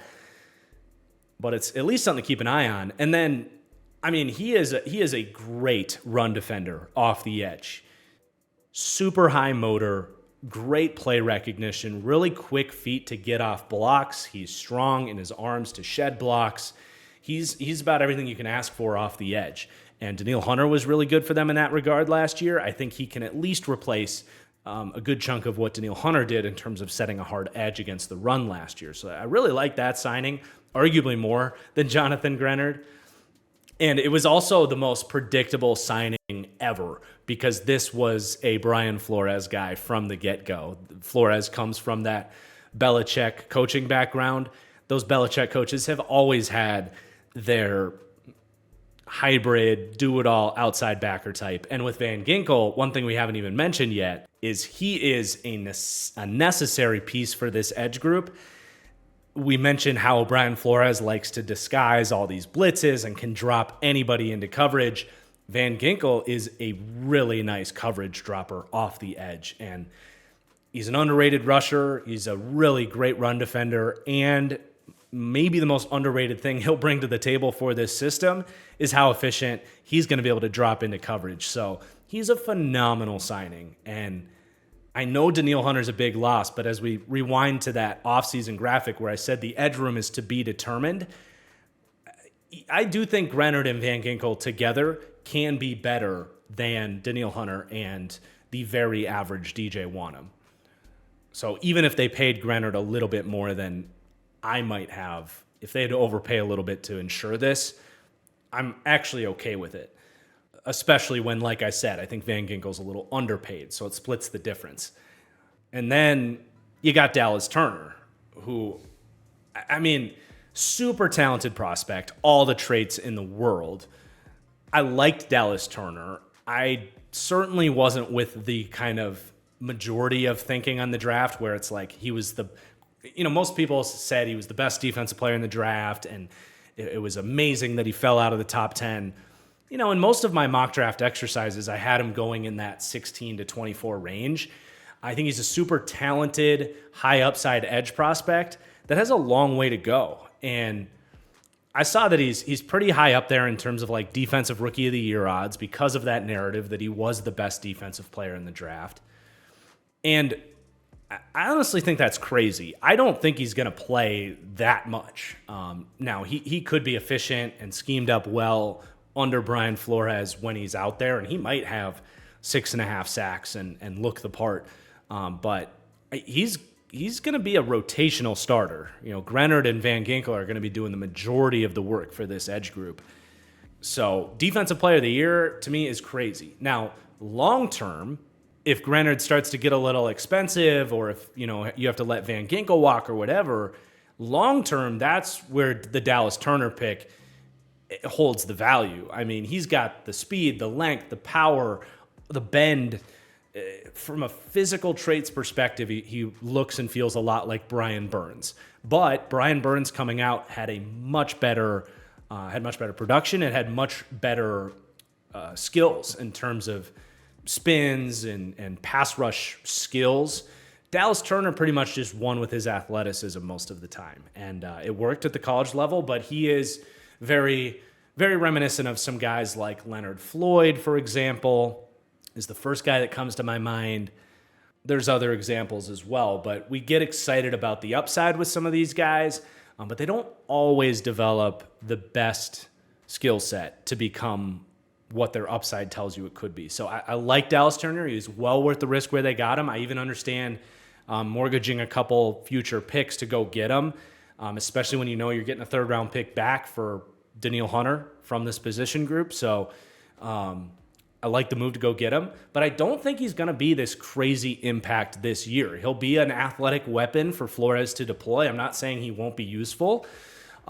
He can drop into coverage really well in a lot of those looks. So if you're coming out on early downs and you want Grenard to rest up, Dallas Turner can drop into coverage and do a lot of stuff there. But I do think you need to temper expectations. I've heard some pretty crazy hype on what he's going to do this year, and I'm not quite there on Dallas Turner. And then the depth is really, I can't say it's great, but there's a lot of depth here. There's a lot of names. You got Jihad Ward, who's played 1 million snaps. He's a sledgehammer off the edge. He's going to play a very specific role if he makes this team for when they want to do stunts and stuff. He's a really good disruptive penetrator. It's about all he's good for. But there's a reason he's played a lot of snaps in all of these Wink Martindale blitz happy systems that this defense under Brian Flores is somewhat based off of or similar to. You got Pat Jones, who played a lot last year. He ended up with over 30 pressures, but that was on about 400 pass rush snaps, so really inefficient. You want to see at least 10% pressure rate for a guy that sees significant playing time. He wasn't even there, and he was putrid against the run, so he's back on the team, but he has certainly not been worth the, I think he was a third-round pick 2 years ago. Then you have Andre Carter, who is one of last year's undrafted free agents that we praised. I would say keep an eye on him. He was always going to be a project, but he still made the team as an undrafted guy. He came out of that Army program, and his body was just not ready. He was really skinny for an edge rusher. They've been working to kind of beef him up and get him to look like more of an NFL athlete. But he had instincts and a couple pass rush moves and good length. There was something there. So year two could hold something for Andre Carter, especially when the opportunity is going to be there. Pretty much everybody after Dallas Turner, there's snaps to be won. And then likewise with Gabriel Murphy, a really talented undrafted pickup. I don't know why he went undrafted. He's got traits. He was productive. He's got a great cross chop. He learned that from Latu, his teammate, I think. They did a really good job with him specifically. They would line him up as like a rush linebacker or even inside the tackles at times, and he won from a bunch of different spots. Not the most complete player, but for an undrafted pickup, for an edge group that needs some more depth, or at least guys to step up in terms of depth, I got to keep an eye on him. So him and Andre Carter could emerge as this team's fourth, edge four and get some significant playing time. So overall, I would say the edge group is good, maybe even a little bit above average, but you don't have that dominant go-to number one guy, the guy that's going to kill one-on-ones and dictate that the opposing offensive line slides to. And then you go to the interior, and it's a well below average interior defensive line. It's really just Harrison Phillips, Jerry Tillery, and a bunch of rotational backups. And with Phillips and Tillery being the two kind of main starters, it's just very meh. I mean, don't get me wrong. I like Harrison Phillips as a run defender. He's a try-hard. He's a brick shit house. He does a good job there, and that's a reason why I would say the D-line run defense does get a C-plus grade versus a C grade for the pass rush. A big difference there. But brings very, very little, if anything, to the table as a pass rusher. Occasionally he'll win. Like, he tries some pass rush moves. I've seen him win with a swim move. Occasionally he can beat you with some power, but he just doesn't really have the get-off and first step to beat you that way. So, he's a starting caliber defensive tackle who should not be your best defensive tackle, and certainly shouldn't be your best defensive tackle when he's the only starting caliber defensive tackle you have. Because I would not say Jerry Tillery is that. Tillery did have a good year last year, and I'm actually at the point where I don't mind him if he's a fourth or a fifth piece for your overall defensive line that comes in on third downs and, gets after the quarterback a little bit. He's actually been a fairly efficient pass rusher despite being a first-round bust. The last 3 years he's been a useful third-down rusher, and he's not going to really elevate this group or anything, but he's the only guy in this interior that can actually line up as a three-tech, generate some push, and rush from the interior. We'll talk about the depth, but I don't see any of those guys being that piece. So he's okay at it, and he's the only guy from the inside that can really get after the quarterback. And as a run defense player, Jerry Tillery has gotten better, but is still far from established as someone that you want getting three-down work out there. So those are your two starters. And then in terms of depth, you have two very like-minded backups or rotational defensive ends, really. They do like to come out in that 5-1 penny front type of stuff. And in those looks, you'll see Jonathan Bullard and now Jonah Williams lined up as sort of 4 eyes, 5 techs, 3 techs with Phillips as the nose. Tillery theoretically wouldn't be out in those formations. And frankly, Bullard, who's played that role well as a early down run defender, offering nothing as a pass rusher, and Jonah Williams, who's done almost an identical role for the Rams. To me, those are like the exact same player. I think Jonah Williams is even a little bit better in terms of consistency than Jonathan Bullard. But I get why they signed Jonah Williams, because for that very specific front that they want to run to improve their run defense and give them a little bit more to do on early downs, you now have two of those guys. So don't get me wrong. I like those guys for what they are, but neither of those guys, Bullard or Williams, are players I want in a four-man front as a three tech. They're both undersized and would struggle against any sort of real double team look, and neither have really done anything as a pass rusher. So they kind of are what they are. And then Jacqueline Roy, I do like. He's probably the second most fascinating piece, or arguably the most fascinating piece on this entire defensive interior. I liked him I think he went 5th round last year. Didn't get on the field a ton last year, but he did sneak onto the field, graded out well when he was out there, or graded out okay rather. But a 63 PFF run defense grade on just 95 snaps through 12 games is serviceable for a 5th round guy. I thought his anchor and shed strength was really good at LSU. I thought he was a steal for the Vikings. So they clearly need someone that can actually come out in a 4-man front on 1st and 2nd down and hold up between the tackles. And we still got to talk about James Lynch and Levi Drake Rodriguez, but I do think Jacqueline Roy gives them their best shot at finding that player. So I think he's very fascinating.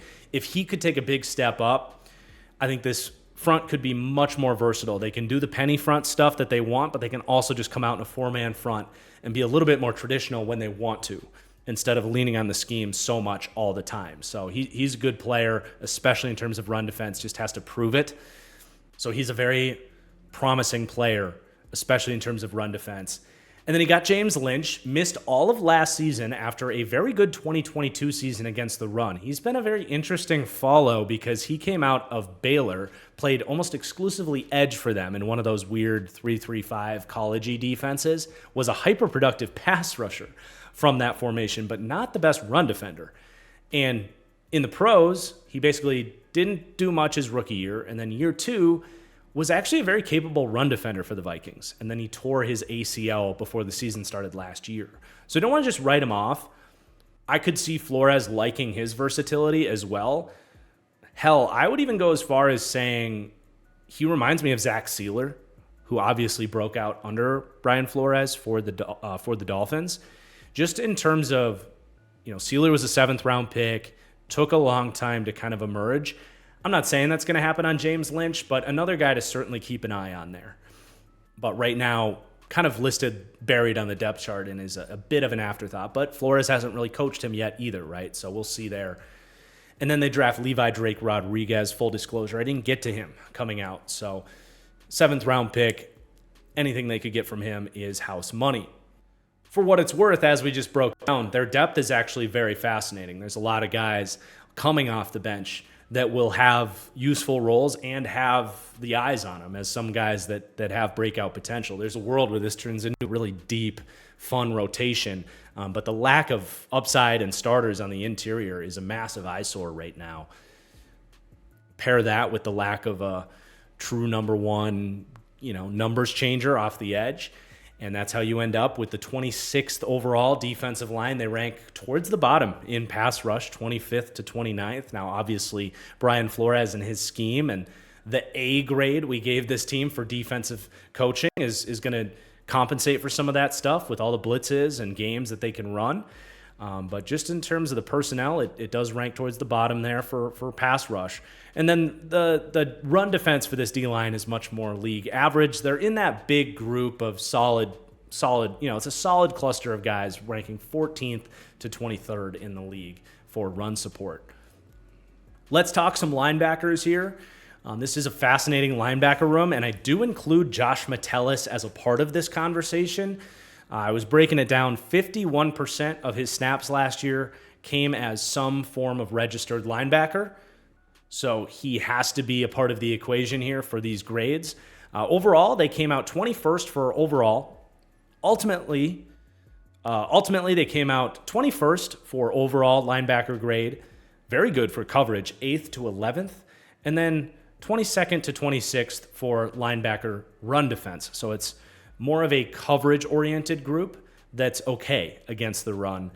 And I'm really excited for Blake Cashman, man. This was a long time coming for me, and it did not look good for like 3 or 4 years.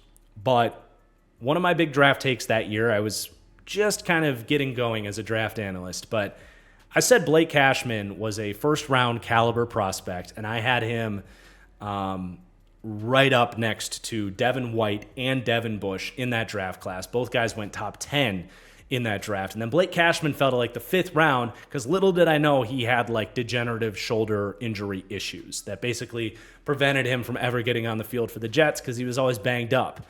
But he goes to the Texans last year, earns his way up the depth chart, and balled out. Really had a sort of Pro Bowl caliber season for the Texans. And he comes out and earns a very solid 3-year, $23 million contract. But even that contract is less than the level he played at last year because of the durability concerns. There is a severe track record of Blake Cashman not being able to stay healthy. But obviously on the football field, if you could guarantee me 18 games of Blake Cashman, these grades would be higher. Because on the football field, he is a true star, do-it-all linebacker. And I am so excited to see him get paid, have a team really believe in him, and I just pray that he can stay healthy. He's from Eden Prairie, so he's coming home. This is a really fun story, but he's an even more fun football player on the field. He's not the biggest guy. He plays about 6'1", a little over 230, but by modern standards, that's like perfectly fine for a 3-down linebacker. And he's just, going back to college, a reason I liked him so much, but with his Texans tape last year too, really good in terms of run diagnostics. He's got a really good balance in terms of aggressiveness, flying to the ball, but also not blowing gaps, not taking bad angles. So a really good run defender, even if he's not elite in terms of like stack shed ability, but just speed to the ball, processing, diagnostics, has it all. He's a very good tackler. And then you really see his athleticism and his instincts show up in coverage. He had 4 passes defended last year, which doesn't sound like a lot, but that's above average for linebackers. It's just hard to get your hand on a lot of footballs as a linebacker in the modern NFL. But he did it. Did a good job keeping things in front of him too. Allowed just 7.9 yards per reception. So showed up in coverage. He's a good blitzer too. Probably more of a blitzer than Jordan Hicks gave them last year. So a true do-it-all linebacker just has to stay healthy. And if he does, these linebacker grades are going to look bad because he is, frankly, if he's what he was last year, he's a top 10 linebacker in the league fairly easily. But I just think you really have to reiterate those injury questions because of his history and the fact that the Texans let him go, right? He played great for them. They spent money on a different linebacker, Azeez Al-Shaair. So I think that shows you something. Hopefully the man can stay healthy. And then Avon Pace, boy, does the league look stupid for not drafting Avon Pace. I mean, he was quite easily the best rookie linebacker last year. Better than a first-round pick in this division in Jack Campbell. And he went undrafted. And it wasn't just the blitzing, but that certainly showed up. Those that followed the draft analyst on him, that was his thing. He was like one of the most uniquely gifted pass rushing linebackers we had seen and will see for a long time. He has this incredible skill set in terms of pass rush moves. He's got swims and can bend and has crazy instincts to just set up the running back and get around him. And he obviously wasn't playing every snap out the gate as an undrafted free agent, but I mean, he's made Brian Asamoah a 3rd-round pick from a couple years ago an afterthought. They, I think, will really lean into Avon Pace as a full-time dude, and he himself could very well be emerging as like a legit dude among linebackers in the league because it's not just the pass rushing. He actually is a really good run defender, and he was at Cincinnati, but the thing is he's really undersized. So there are upside questions there. He's certainly not someone that can stack and shed and be a problem in thick run situations, but he uses that same skill set to kind of get skinny and work around blocks to still find the football, and he's got a great trigger, great diagnostics. It's just a matter of size and a little bit of like tackling consistencies because he can get outmatched by bigger backs, but really good in that phase and really good in coverage as well. He's got great eyes. He was one of the few linebackers that coming out of college, actually kind of felt the flow of traffic against the pass, navigated his way into passing lanes. You like that side of things too. So he's got great speed. There's a lot to like with Avon Pace. Just wild that he went undrafted, especially in today's landscape where these rookie linebackers are so hard to find. He was actually good at Cincinnati. He just didn't have all the traits. Sure, maybe he shouldn't have been a first or a second day draft pick, but should have come off the board pretty early in day 3, clearly. So there is a lot of upside with this linebacking core. If Blake Cashman can stay healthy and Avon Pace continues to grow, I wouldn't stop short of saying this could become a top 10 or so linebacking group, but there's definitely some question marks there that are justified as well. And then Josh Metellus as well. We mentioned they rank 8th to 11th for linebacker coverage, and you have to talk about Metellus there because a lot of those challenging third down linebacker snaps are going to Josh Metellus, where he's going to man up tight ends, drop into those hook zones, cover the curl flat. Like, he does a lot of linebacker stuff, and he's probably a better, like, his coverage grade as a linebacker is better than it is as a safety. Like, he's better doing that stuff than he is some of the slot corner stuff that they ask him to do on some early downs too. So he's an impact there. And he flies to the ball as a run defender, but that's much less important. Most of his linebacker snaps are coming on passing downs. But if he does get caught on a 2nd and 9 as a weak side backer, he'll fly to the ball and come down with the tackle. He's not going to really stack and shed and do that. He's 208 pounds, but he's not a complete loss against the run. So had to bring that into the picture at least. And then the backup, you do have Brian Asamoah, who is now in a situation where he's got to prove it and earn snaps and be a backup, essentially, play on special teams. I was certainly not a fan of that pick when they made it. I had more of a mid-day 3 type of grade on him. He goes early 3rd round, very quickly gets beat out by Avon Pace, and they bring in a guy to replace him in Blake Cashman. So I don't want to say shit or get off the pot, but he certainly has to prove a lot before he earns any sort of playing time.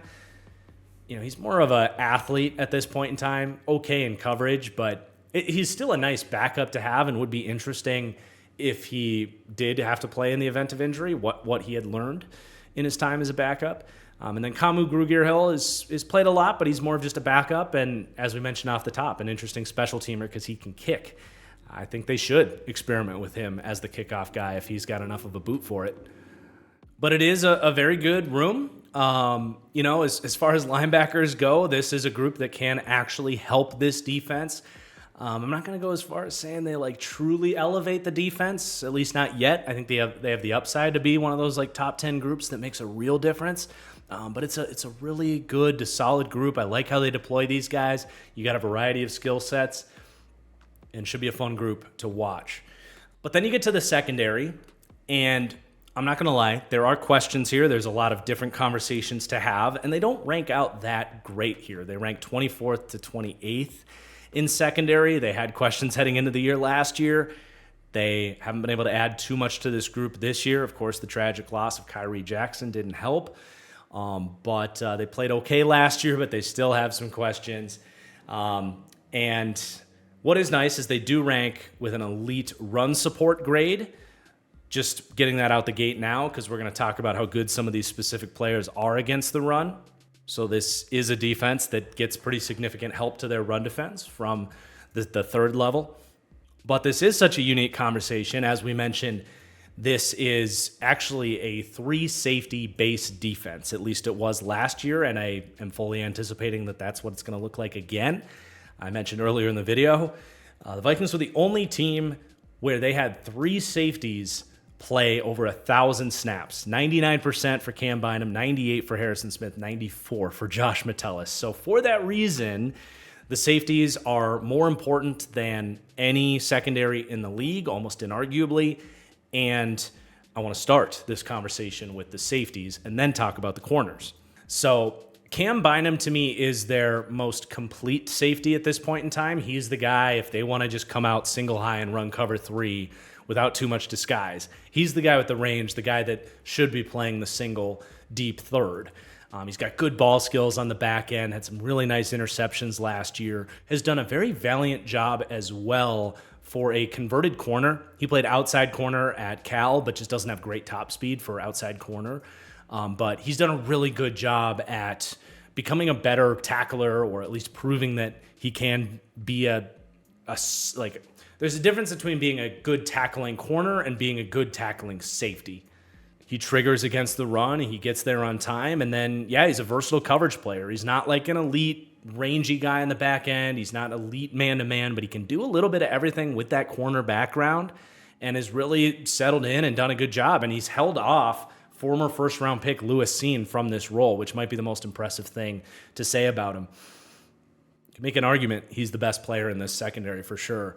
But Harrison Smith is still here. He's so damn smart. He's 35 years old. He was smart as a rookie safety, let alone the fact that he's seen everything at this point. So he's never taking a false step or blowing an assignment. So many good zone reps from him where he's cutting off passing lanes and forcing the quarterback to look the other way. His ball production was essentially non-existent last year. He had just one pass breakup.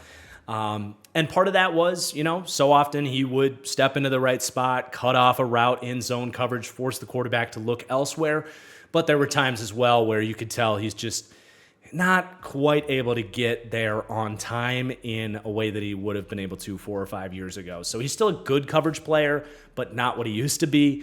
35 years old, you do have to at least wonder if he can even repeat what he did last year, where he was just a good overall safety. And still an excellent run defender as well. He plays at about 210 pounds. In his prime, he could stack and shed like a linebacker. He can still do some of that stuff as well. He's still a very good tackler out in space. So still an asset for this defense and still wants to keep playing, even though the second he retires, his clock starts ticking towards him being a first ballot Hall of Famer, in my opinion. One of the more underrated players of the decade, just not quite what he used to be. But then the true linchpin for this secondary, who might not actually be the best player in this secondary, but certainly the most productive, stands out the most, and is the most key cog from a schematic point of view to allow them to do really all the dynamic stuff that we broke down in the scheme breakdown. But that's Josh Metellus, who as a safety he's okay. As a cover safety, he's a little bigger, he's a little tighter. He doesn't have this great athletic coverage ability. He will have his losses. He gave up a handful of yards last year, to say the least. But he's good enough at it that when you put on top all of the stuff he's great at, that's where he becomes so important for this defense. And that starts with the run defense. We mentioned the elite DB run support grade that this team gets. Metellus is a huge part of that. He plays about half of his snaps as a true slot corner, and from that spot, he is close to the line of scrimmage and arguably as good of a run defender as any slot corner in the league because, this is a guy that is built like a linebacker. It's an easy spot to dismiss, but, in the old days, you would have 3 linebackers on the field. Now you have a defensive back as your weak side linebacker in a lot of looks. And when you have a guy like Josh Metellus who doubles as a weak side linebacker with the play strength of many of today's weak side linebackers, it gives you a schematic versatility that is very hard to quantify, but you can feel it when you watch the Vikings film and when you watch them try to stop the run. And then he's a hyper-dynamic blitzer as well. He had 29 pressures and 3 sacks. Another 7 QB hits on top of that. A lot of that is scheme, of course, but he's got a really good feel for how to kind of disguise himself pre-snap. He's got a great first step to win the edge. He can dominate any running back that tries to block him. Just really nifty in that department. So he goes so much further beyond the coverage grade. I know a lot of people have requested I do overall grades in these graphics for the D-backs. Most of the time, that's not necessary. Metellus is a very unique player, so I do put that 80 overall grade on him just to kind of quantify it a little bit more, whereas he's a 75 coverage grade. And maybe I will start doing this more often, at least for safeties, something to think about for sure. But either way, a really fun impact player for the Vikings. Even if from a coverage perspective, he's a solid piece, but nothing really truly special. And then with 3 safeties starting, you really just have 2 corners starting. And you're going to have Byron Murphy as your number 1 corner, just as they did last year. Solid player.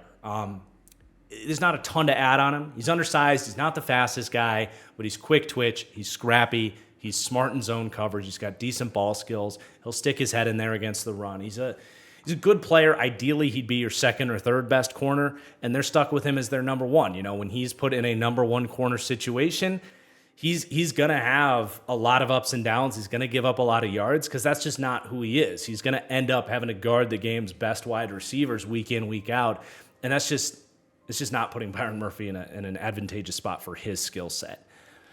But he's not going to bust a lot of coverages and be some liability for you either. So there's just not a ton to say about Byron Murphy. He was kind of exactly what they paid for last year.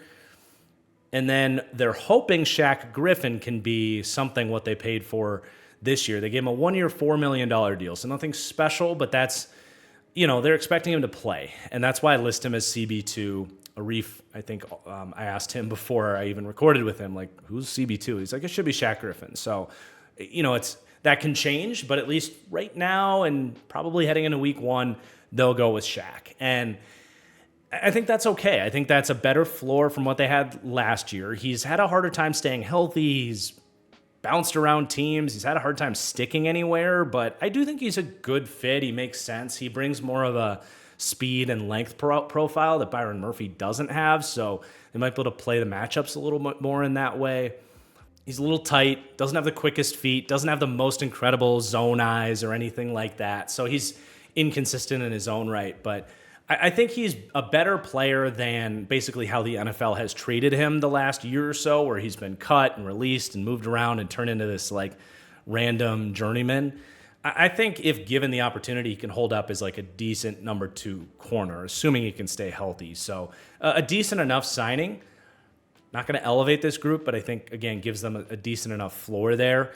And then I do think it's a true position battle in terms of who's the next guy in. Mostly between a Caleb Evans and Mekhi Blackman. And a Caleb Evans, a 4th-round pick in 2022, is going to be the guy that gets the nod here. He's the traitsy guy between these two. He's got the length and the speed. And, when he guesses right or happens to be in the right place, he can win with his athleticism. And he's had some good games, but he has been really inconsistent. There's been moments where he's pointing fingers, throwing up hands after a busted coverage, didn't really know what the plan was on a certain play. So entirely unproven, theoretically has upside with the traits, but hard to expect anything in year 3 from him. And then you have Mekhi Blackman, who I probably prefer between these two. I wasn't the biggest Mekhi Blackman guy coming out because he just doesn't have the traits. He was a man-to-man corner at USC, but is undersized and wasn't the fastest, 4.47 speed, I think shows on tape as well. And unathletic man corners just don't have a great track record in the NFL, but when he did get on the field last year, he did impress me. I think he certainly has more friskiness and understanding of the position, better route anticipation, at least in man-to-man on the trail, better foot speed to keep up with route breaks. Does a lot of stuff, I think, better than a Caleb Evans. He just doesn't have those physical tools and the recovery speed.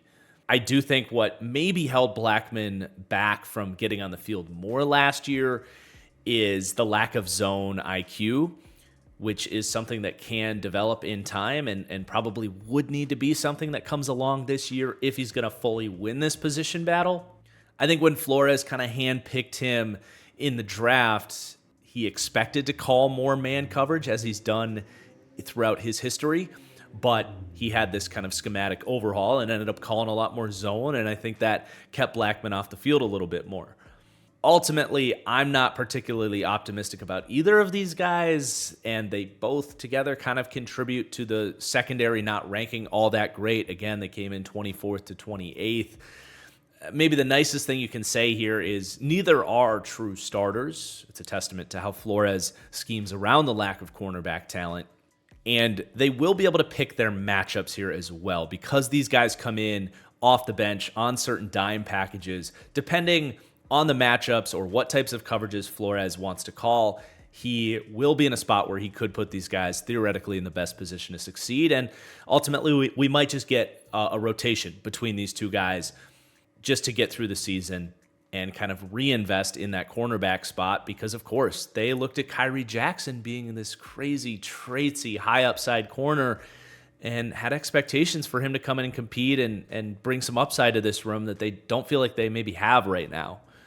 And at this point, honestly, if I'm a Vikings fan, the guy I'm hoping can have a good camp here and get into this mix is Andrew Booth, the highest drafted out of this group. Tons of traits, probably first-round tape and traits coming out of Clemson, but the injury concerns lead him to fall to the second round and have unfortunately come to fruition in the league. He just has not been able to put any sort of momentum together, mostly due to injuries in the league. Got to keep your eyes on him, and he's kind of their prayer that you have to make if you want anything better than just, kind of below average for the secondary, at least with the cornerback room. Beyond that, got Najee Thompson, who made this team for his incredible punt gunner plays that he made in the special teams last year. Hasn't really played on the defense yet. AJ Green's been a journeyman backup with some size, the corner, not the wide receiver. And then Dwight McGlothern, a undrafted pickup that I have to rave about. Now, I don't know how great of a scheme fit he is. I saw him as a really good fit for either like a press cover 3 type of system or just a total zone heavy system. Flores does still want guys that can man guys up at the end of the day. So that was something with McGlovern that maybe even led to him going undrafted is he's got tight hips. He's not the best athlete for man to man, but he's got straight line speed and really good zone eyes. Had one of my favorite interceptions that I watched where he baited Jaden Daniels, faking like he was running cover 4, drew the out route, and then jumped it for a pick. Got good playmaking skills from zone. So wouldn't be surprised if he makes this team. Wouldn't be surprised if a year or two from now he's in the mix in this cornerback room. I thought he had the ability to be kind of like call it like a Rasul Douglas type of corner where he's in a zone-heavy system and having success that way. And then we do have to talk about the safety depth. Obviously, in an ideal world, they're going to go with those 3, and that'll be it. But they do have Theo Jackson, who they trusted as the first man in ahead of guys they've drafted higher, Jay Ward and Lewis Seen. Played about 125 snaps last year and held up okay as a backup, so no reason to think that role changes. Then you have Jay Ward, 4th-round rookie out of LSU last year, who played a lot of slot corner at LSU, kind of making that full-pledged change to safety, though in this system, if Metellus goes down, he can do a lot of that same stuff, so I like that for him. But they actually put him in ahead of Lewis Seen, who will be another Arif question here in a little bit. So I don't want to spend too much time on him, but boy, oh boy, has this been a good draft take for me. I did not see it with Lewis Seen. Everybody was screaming from the rooftops, first round. I listened to the hype even too much. I had a 2nd to a 3rd round grade on him, but I basically said coming out of Georgia, he's just playing kickoff back there. They played him 25, 30 yards deep. All he had to do was run and tackle, had basically no coverage feel at all. And to me was not anything close to a first-round caliber prospect. Was critical of them when they took him, and they quite clearly would take a redo on that pick. I mean, they seem to be doing everything they can to make sure he isn't on the football field. So he still has speed. He's still a first-round pick that basically hasn't played yet. Very fascinating guy just sitting around doing nothing. But, at this point he's going to have to prove that he wants to play through special teams before this staff seemingly takes him seriously. Ultimately, pretty good safety depth, though, when you put those 3 guys together as backups. But while it's a fun group, and I like how they do things, they raise their floor by protecting these guys via the scheme. There's not really anybody you point to and say that's anybody you got to worry about in coverage. And that's how you end up with them ranking 24th to 28th. And honestly, I don't know that there's that much upside for them to be that much better than them. And I think they will have to be, again, protected by the disguise of the blitz, the effectiveness of the blitz, the disguise of the coverages that they run. And that's where the Kyrie Jackson incident is such a bummer in so many ways. But from a football perspective, he probably would have had the most upside in this cornerback room out the gate. And they're not going to get to realize that, sadly. So that might have set the cornerback room back a little bit, certainly. But in terms of the overall defense, where they rank, this is a very fascinating question. Like, do I think they'll repeat? It's a tough thing to answer here because we're ranking these defenses at their floor or close to their floor. And this roster, as we just went through, it's not that it's bad, but they have like a complete lack of star talent, right? They have no numbers changers on this defense at all. So you're counting on Flores to like do it again, to elevate this system. And that's a tough ask. So they did come out 24th for me on defense. Now 6th in run defense, but 27th in pass defense. And this just might be a unique team where the formula I use to calculate these things just does them a disservice because the Vikings have a game plan here. They're going to stop the run. They're going to use their formation and the 3 safety defense and covering every gap with a 5-1 front. They're going to use that to stop the run. And then they get you into these 3rd and 6, 3rd and 7 situations, and they let the scheme do the heavy lifting. So this just might be an outlier team where they do it again and they're a top half defense. But I will say there's something to be said about what happened in the second half of the year last year. Teams figured out the scheme a little bit and they were able to exploit the lack of roster talent a little bit more. And the second half of the year, they were probably much closer to the 24th defense. So do I think they can overachieve 24th? Yes, absolutely. But it's almost exclusively on Brian Flores' hands to do that. Let's talk a little special teams before we get to our recap and then the interview with Arif. But they do come in pretty low at special teams, 24th in the league. They have a rookie kicker, so very much to be determined, right? That's going to do a lot of the heavy lifting here. If he comes in and is a great rookie kicker, for what it's worth, he is a rookie kicker that I'm familiar with. I think he's the all-time points leader in college football history, getting a kick for Alabama for as long as he did, and he had some clutch kicks and big moments. So I do think it was a good pick, and he definitely has a chance to be successful and elevate this special teams ranking. And then also Ryan Wright was much better in his rookie season than he was last year in his sophomore season. So he might even outperform what he did last year. So there's a chance for these specialists to be pretty good. But based on their PFF team grade last year, their DVOA team grade last year, their adjusted rookie kicker grade, and the PFF punter grade averaged over the last 2 years, that's how my formula works, they came out 24th in special teams. So some potential questions there, but they're just a polarizing group with it having a rookie kicker, basically. So to circle back, they come in 18th on offense, 24th on defense, 24th on special teams, 20th overall. So they're a very balanced team. And then as we recap their strengths and weaknesses, I did a little tweaking here, a new graphic. I think you guys are going to like it. Let me know your feedback in the comments down below. But more of a Venn diagram here with more emphasis on what are the wild cards and pivotal factors being highlighted in the middle there. But their strengths include offensive and defensive coaching. That's a big one. And then weaponry and offensive line, massive strengths. Their weaknesses are most likely going to be quarterback. The lack of defensive star talent is a big deal to me. The scheme can only do so much of the heavy lifting. And then cornerback in general, even if their floor is okay, they just don't have dudes in that room right now. And that's obviously a critical position. But the wild cards, I also include quarterback there. So it's kind of a weakness with potential, if you will. And then I think whether or not Aaron Jones can hold up is a big deal. This team has really struggled to run the ball the last 2 years, but I do think with Aaron Jones and his vision and what should be pretty good run blocking, if he can hold up, that could be a different factor for this offense that they haven't had in the last 2 years under Kirk Cousins. But if he can't, it goes completely in the other direction where I don't like the depth of running back on this team really at all. And then we've hinted at it, but can Flores do it again? Can he take a very middling defensive roster and turn them into a top half defense in the league? That's a tall order. And he's going to have to do it, I think, in a different way as the league kind of figured out his first trick last year as well. But then we look at the schedule, and I had no idea, man, how bad this team has it in the first half of the year.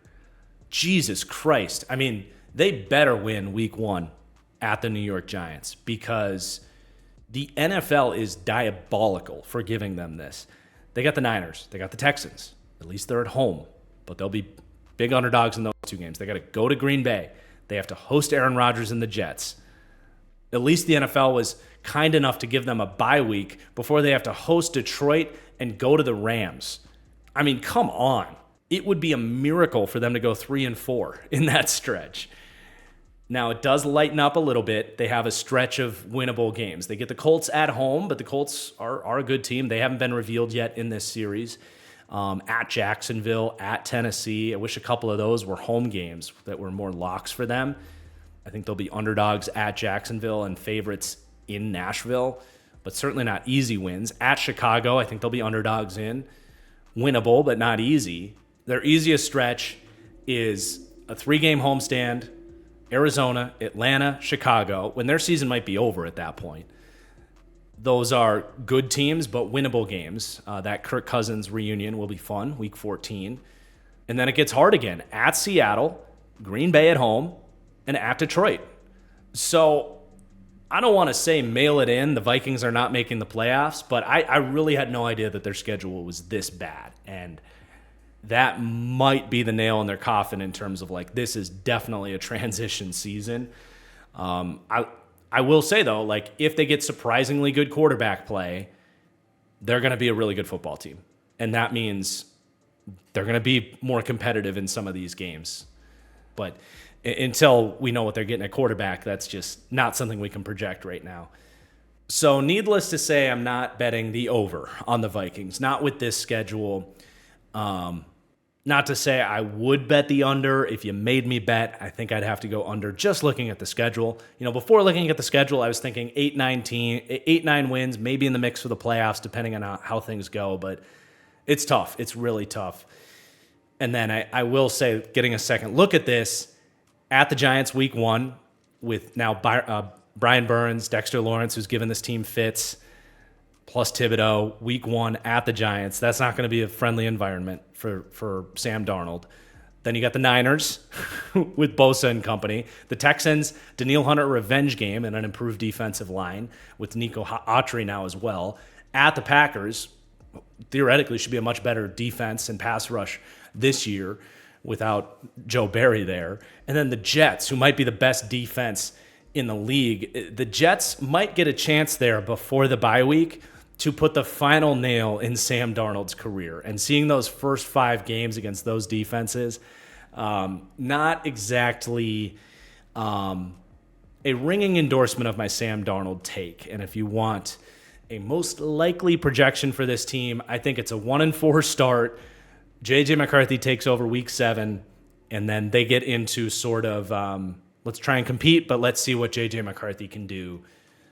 Play some young players and start looking towards 2025. That's probably the most likely outcome for this team, but I also don't know that that's certain either. There's so much talent on this team. There's a scenario where Flores does it again, the quarterback plays okay, and this team is much more in the mix as well. That's why we rank them 20th, right? So going to be a fascinating team to follow this year, but we are not done. We have Arif coming on. Do not go anywhere. Arif is my favorite guy to interview every year, so I hope you guys enjoy this.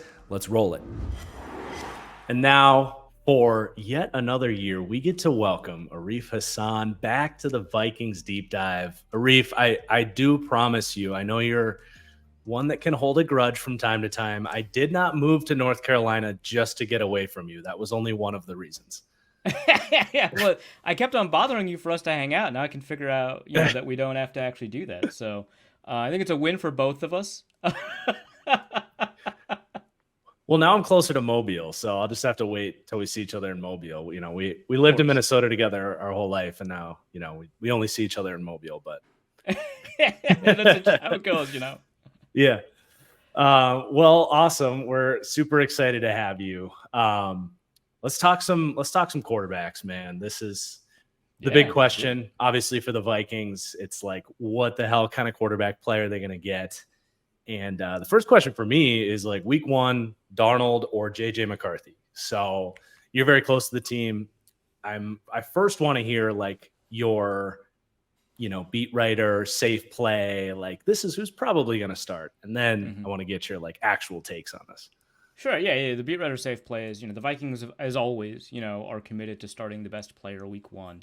And, you know, as a rookie comes in, you never know kind of what they're ready for. Some rookies, you know, get off the ground really quickly. And, you know, they can have a CJ Stroud kind of season. Some rookies take a little bit of time to come online. Remember, Patrick Mahomes didn't play until week 17 of his rookie year, right? You know, so anything can happen. And it's not an indictment on a rookie if he doesn't start right away. So right now, the installed starter is Sam Darnold. He's expected to start week one. The Vikings have been very confident in that. But, you know, if McCarthy outplays him in camp, anything could happen. That's the beat writer answer. Right. Darnold is absolutely starting week one. There's no question. Let's go. It's not a competition. Primarily they just don't want to screw McCarthy up. It's a really great environment for a rookie to come in and play. Good offensive line, really good receiving weapons, hopefully a strong running game with Aaron Jones. It's a good environment, but they want him to be more consistent with his footwork. And so they're going to work with him to improve that. And that means changing a mechanic. And changing mechanics requires remapping muscle memory. And we've seen a lot of quarterbacks change their mechanics, then get out and play, and their mechanics revert under pressure. The best and most the most common example I use is the Tim Tebow example, right? He would change his mechanics before every season. He'd be training with a towel underneath his armpit and make sure he doesn't drop the towel, stuff like that. And at the beginning of the season and at the beginning of games, he had a tighter release. He would throw the ball a little bit better, not a lot better, a little bit better.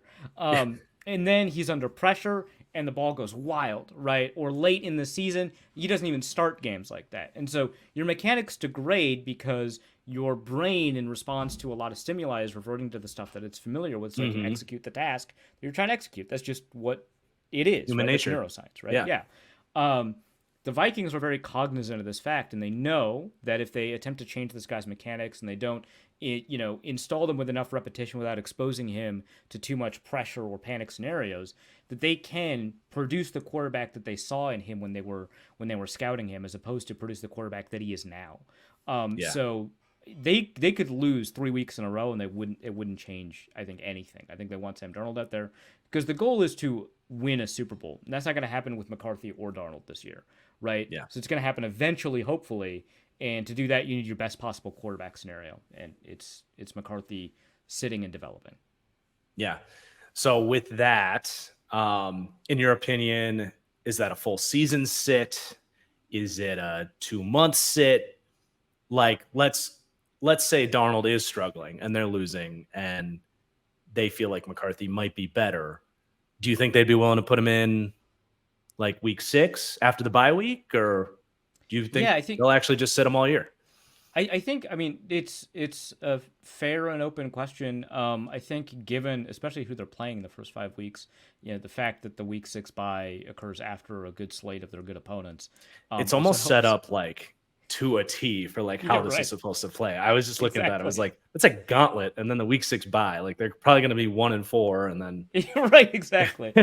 I'm so curious about that because it's one thing to set this plan up in like July, right? It's another to like be in the moment, like in October, wondering if you're going to make the playoffs and who's got to get fired after the season, right?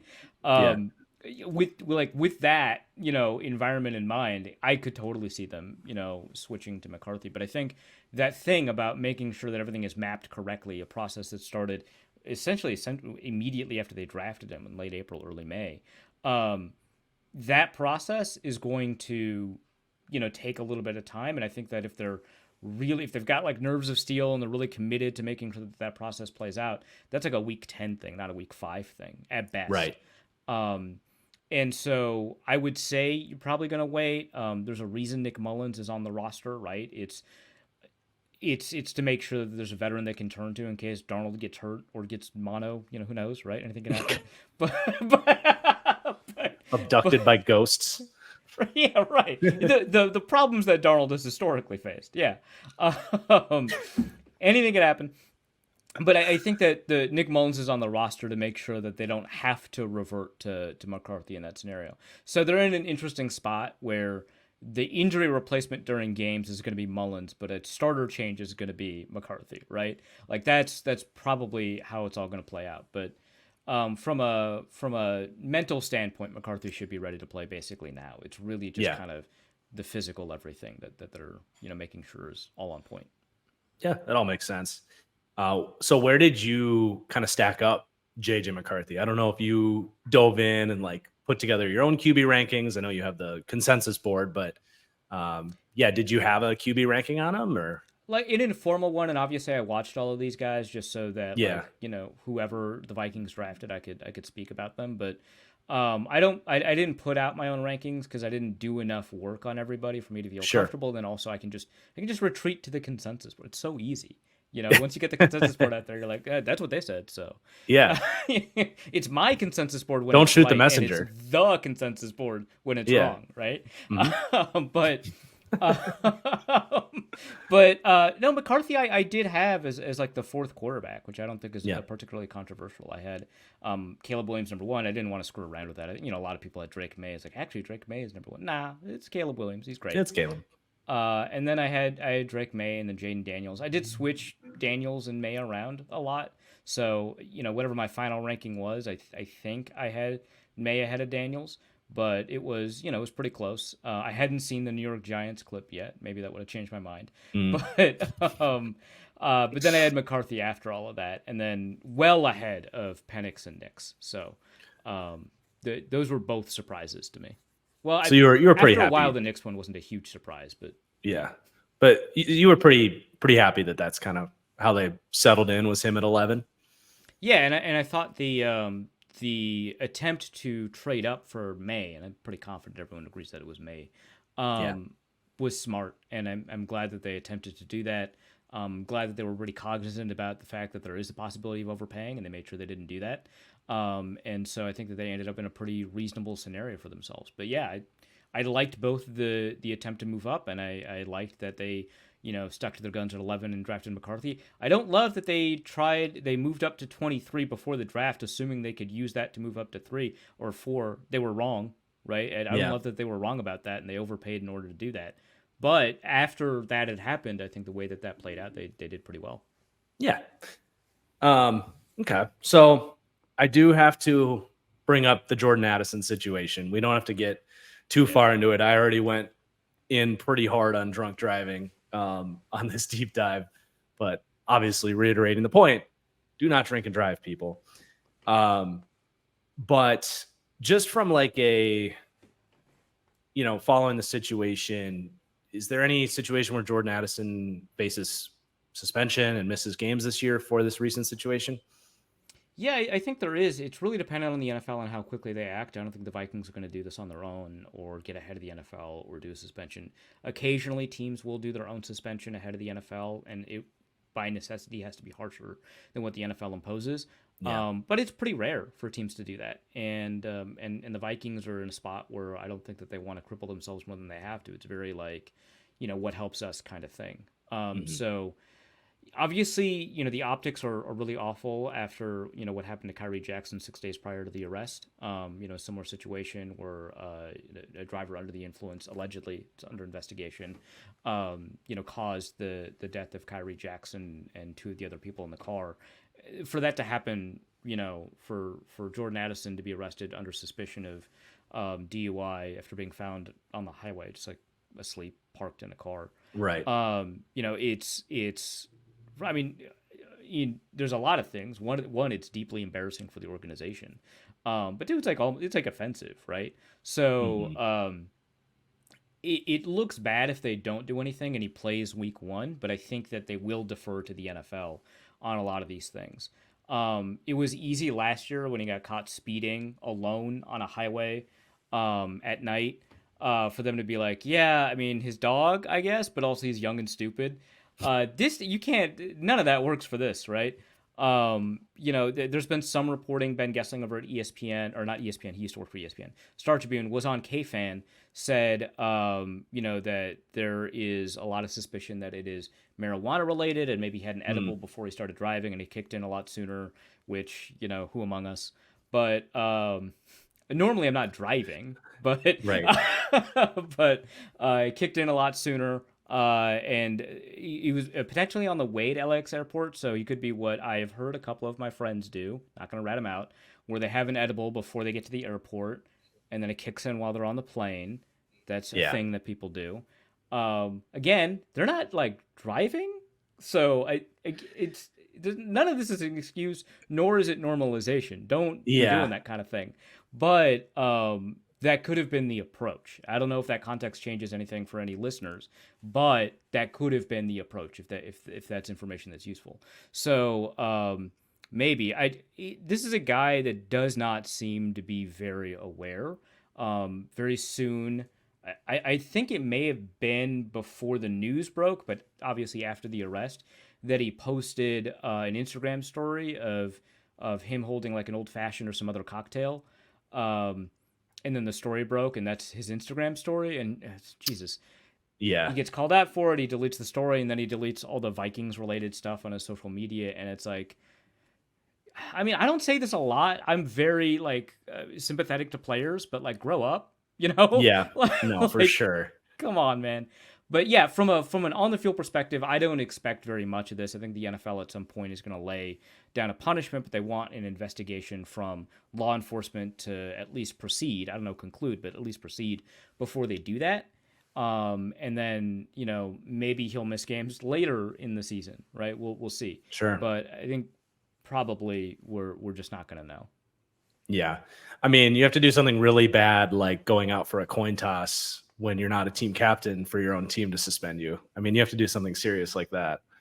Yeah, something brutally bad like that. Yeah. All right, another player I want your take on is Ty Chandler. I'm not going to die on this hill. I'm not going to act like I've dove into Ty Chandler tape, but he's just never really impressed me, and I've heard a lot of people kind of hype him up in the event where he's either splitting carries with Aaron Jones, or if Jones goes down, he could blow up. What's your kind of stance on Ty Chandler? Do you think he could be a dude if given the opportunity, or are you more like me where I feel like he's just kind of missing a little something? Running backs tend to express their talent very early in their careers. It's really rare for a running back to break out in year 3. Like cornerbacks and tight ends will break out in year 3. Running backs break out typically in year 1. Sometimes you get your practice squad guys and you can be like, man, this is Benjamin's year or whatever, right? But that's not the Ty Chandler situation. He's had an opportunity to take the starting job and he hasn't taken it, right? The Vikings would have been correct, I think, in either situation, for if Ty Chandler had a really good season last year to sign Aaron Jones. He's just a very talented player. But I think that given that, he didn't really, grab the bull by the horns, it's probably not going to happen for him. And if I'm going to take a look at why that's the case, it's not because of athleticism. He's athletic. It's not size. He's actually quite big for a running back, especially one with his speed. I think he's just a half second late to some of the decisions that he makes. His one step cut plants that are not as explosive as they need to be. He doesn't hit the hole with the authority that someone like an Aaron Jones does, or like old Dalvin Cook did, right? In the open field, he seems to have that kind of acceleration. So it's either he's seeing things late or he's hesitating or whatever. I don't know what it is. Mm-hmm. But I given that all these decisions at running back have to happen really quickly, he's not making the decisions quickly enough. I just think it's just not going to be there for him ever. So I like him. I think he's a good receiving back potentially, but he's definitely much more of a secondary by committee back, right? Whereas Aaron Jones is either a primary or a primary in a committee kind of guy, and those are two different just categories of back. So I don't see it. If Aaron Jones does go down, Ty Chandler is going to get volume, and his volume is going to be much more valuable than Alexander Madison's volume. But it's not as interesting a stash as some of the other running backs around the league to me. Yeah, I agree with you. Okay, the other offensive player that I want your take on is Ed Ingram. who actually impressed me as I was getting through film. I was not an Ingram guy coming out. Year one was a train wreck. So I expected, yet again, getting through film for this year, I would be like, yeah, I just, super inconsistent, missing strikes, slow feet, all the same stuff that's held him back for a long time. And it's not that he was perfect, but I actually walked away feeling like, wow, he's really starting to come along, and could be a dude for them. So I'm curious what your take is on him, and then also what the beat of like Vikings fans are on with Ed Ingram, if they trust him or not. Yeah, I think my take on his season was that it was fine, which is a good place to be, especially when you've got two elite tackles, not having an issue at one of the guard spots. Good. But yeah, the Vikings don't seem as committed to Ingram as the language that they've used would suggest, especially partway through season 2 of his play. People were like, "Hey, so what's up with this guy?" And they're like, "He's a guy. He's the guy. He rules." You'd be like, "Yeah, okay, I guess." They're very strong language, but they've also said that after signing Dalton Risner, that it's essentially a 3-person competition for the 2 guard spots, which would put Ingram in a scenario where he could potentially lose his job. I don't think he will. I think that he's a better guard than either Blake Brandel or Dalton Risner. But, the fact that the Vikings aren't as confident to just say that the competition is only at that 1 guard spot between those 2 players tells me something. I don't know how strong of a something it is, but it tells me something. I think that he is probably an average guard. That's hard to find. It's not an indictment. You grab an average guard at the end of round 2, you're fine, right? Yeah. But and that's a huge improvement over year 1. Year 1 was a disaster in every sense of the word, right? So that's a good place for him to be. I don't see his ceiling being very high because he's not a remarkable athlete. There's only so much that you can do to improve, like you said, like your strike speed and your strike accuracy. There's only so much that you can do to get your feet moving a little bit faster. But he has a lot more balance than I thought, which is nice, and that's a really critical component of his level of play. He's always been a very strong player, and having balance and strength gives you kind of a floor at that position, and I think that they're comfortable with that. So he's fine. I don't see him progressing a ton further, but, if he does, that wouldn't be a huge shock. I just think that the fact that the team did not express the level of confidence in this offseason as they did during the season suggests to me that their public statements were much more about building his confidence than they were about expressing their true feelings on his level of play, which is fine. The teams can use the media however they want. We just have to be cognizant of kind of what that could mean. Yeah, for sure. Coach speak is a hell of a drug, for sure. Yeah. I think too, getting continued, just a third year of continuity, getting to work with the same center and tackle around him too is cool, because like his stunt recognition was a complete train wreck in the first year. And I feel like it was a little better last year. And that's just one area where there's everyone's running stunts now. It's like, I don't know if it's an all-time high, but I imagine it's pretty close. So that's like a non-negotiable thing of playing guard now, is you have to understand the stunt stuff. So if that alone gets better. You watch Newman with the Packers, right? Like, you understand how important that could be.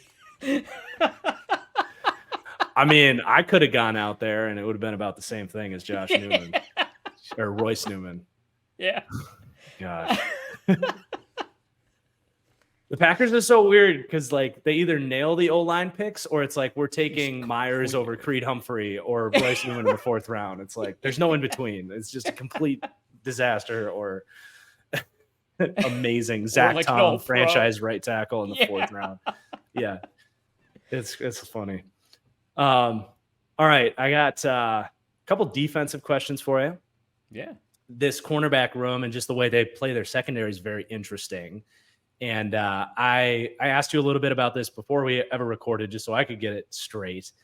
But yeah, basically what you had told me is that Shaq Griffin is going to be the CB2, and then it's going to be an open competition between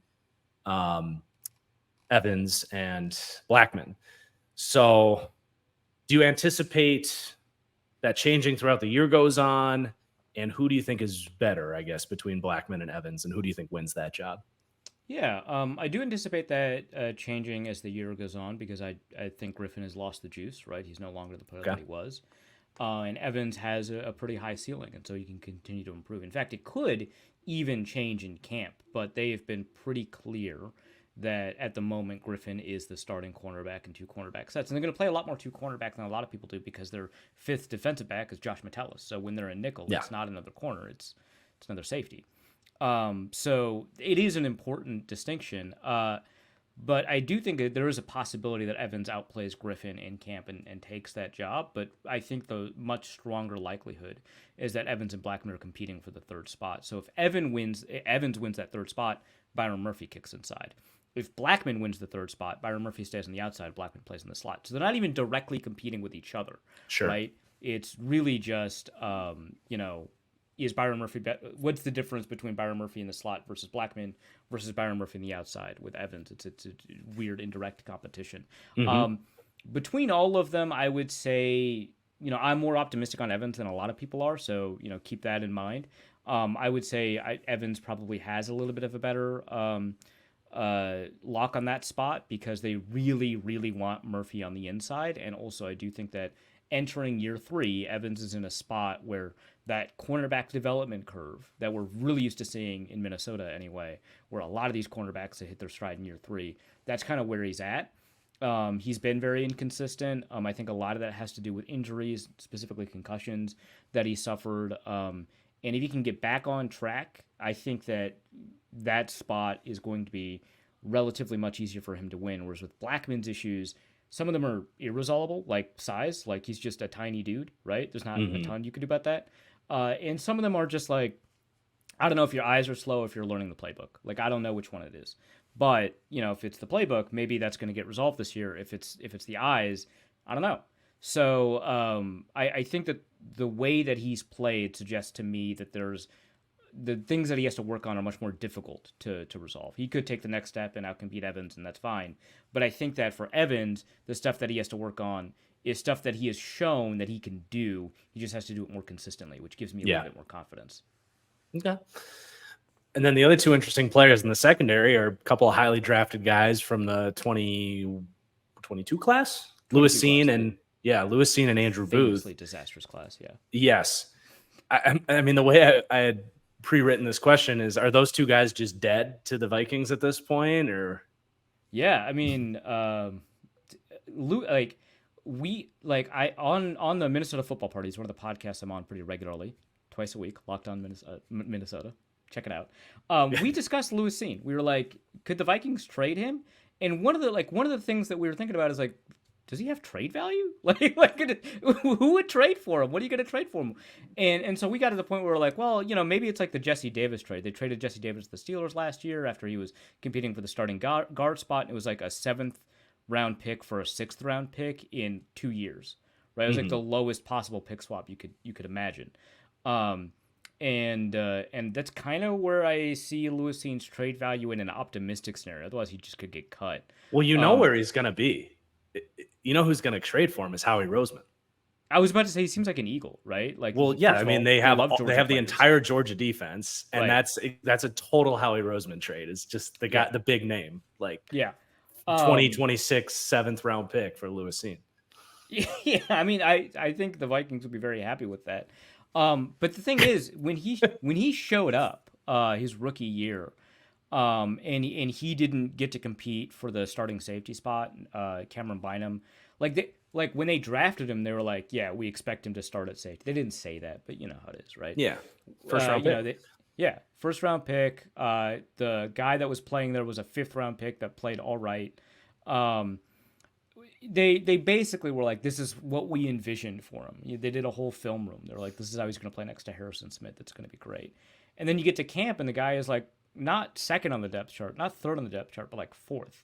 Like Theo Jackson's taking snaps ahead of him, and you're like, oh my gosh, this is a 1st round pick. Andrew Booth, who they don't even like, is taking snaps ahead of where Lewis Cine should be taking snaps on the safety depth chart. Andrew Booth is taking quarterback snaps ahead of him, right? Ed Ingram is starting. This is not like a rookie thing, right? Brian Asamoah is the 3rd linebacker. This is not a rookie thing. So we were like, oh my gosh, what's wrong? And yeah, I think that he just wasn't picking up the playbook. Like, I think that was it. And when you think about that Vikings defense, it's the Ed Donatel playbook, not a particularly complicated one. They only did like 4 things. Right. So, like for him not to pick up that defense, that's a huge flag, right? Like there were moments in camp where it felt like he saw it, but I think really what was happening was that he guessed correctly and he's got a lot of athleticism. And so now he ends up with a pick and then he doesn't do it for like another 5 days. And Yep. like, okay, like you should be picking off Nick Mullins more, I think, personally. Right? Like he Right. clearly has a gift for throwing picks. So if you're not ending up with them, what's going on?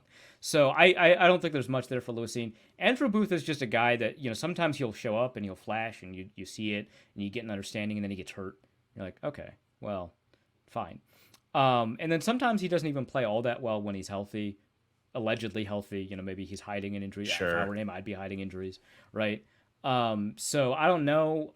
There is a possibility that he's in this cornerback competition that we just talked about, and I just don't know it, right? But it didn't seem that way in the spring, right? And so I think that probably he's out, and I think the injury concerns that have dogged him since high school are just kind of overwhelming the natural talent and athleticism that he has. Okay. Okay, let's do a couple superlatives from you. Just team superlatives. Team MVP. Call it the leader in wins above replacement for the Vikings this year. Yeah, aside from quarterback, right? Which well, in this team, it might not even be a quarterback. So yeah, it's Justin. Well, there is that guy named Justin Jefferson. I for some reason I didn't even think about that when I wrote this down. Yeah, do you have another? Justin. Do you have another guy that might be less of a layup?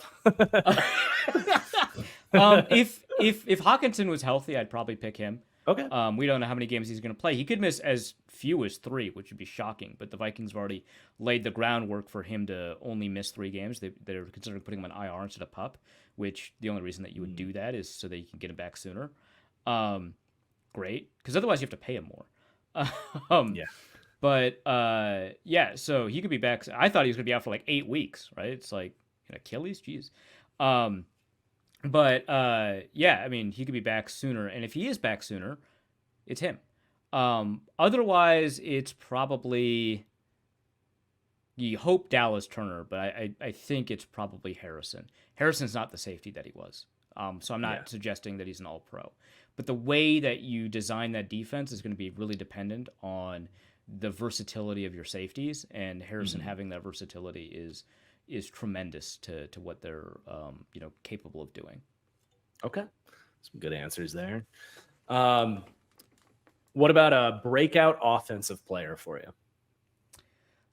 Breakout offensive player. It's a little harder because there's so many returning starters. Yeah, and Jordan Addison kind of broke out, and also I kind of don't want to reward him for identifying him as I'm going to go Jalen Naylor. This was a guy that was supposed to win the third receiver competition last year, got hurt in camp, and then that injury persisted well beyond what we had expected weeks and weeks into the season. And I say fourth, because they had KJ Osborne, but he was supposed to win the job that would now be the third receiver. But KJ Osborne gets hurt. Brandon Powell, who ended up replacing him, gets hurt. He gets on the field. We don't see a ton from him, but he was playing really well in camp, and he had basically locked up that fourth receiver position that might have, overtaken Osborne partway through the season had he been healthy the whole time. And I think that they've got a similar level of optimism for him heading into this year. I think that he could be a pretty productive guy if he's the guy they think he is. Yeah, I like that. What about defense for a breakout? I'd argue that Josh Metellus already broke out. We're probably seeing his ceiling, which is higher than I thought. So credit to him. And I'm not going to pick a rookie. So Ivan Pace already kind of broke out. Let's go with the Caleb Evans. Okay, sure. Yeah. All right, and then most to prove for this Vikings team this year. I mean, for me personally, it's Ivan Pace because his PFF grade is great, but that's because they only asked him to do one thing, and he was really good at the one thing, right? If he could be good at intermediate coverage, right? If he can play quickly enough, get to his cues, if he can hit his landmarks effectively enough, or if he can, drop back and hit deeper zones, that'd be great. If he can be a little bit better at his tackling angles in the run game, if he can shed blocks a little bit better.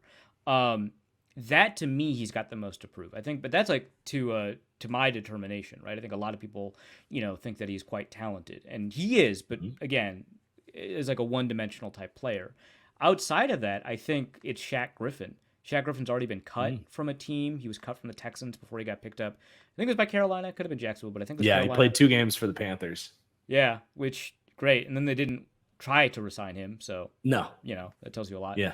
And he previously played at a Pro Bowl level. Actually got to a Pro Bowl.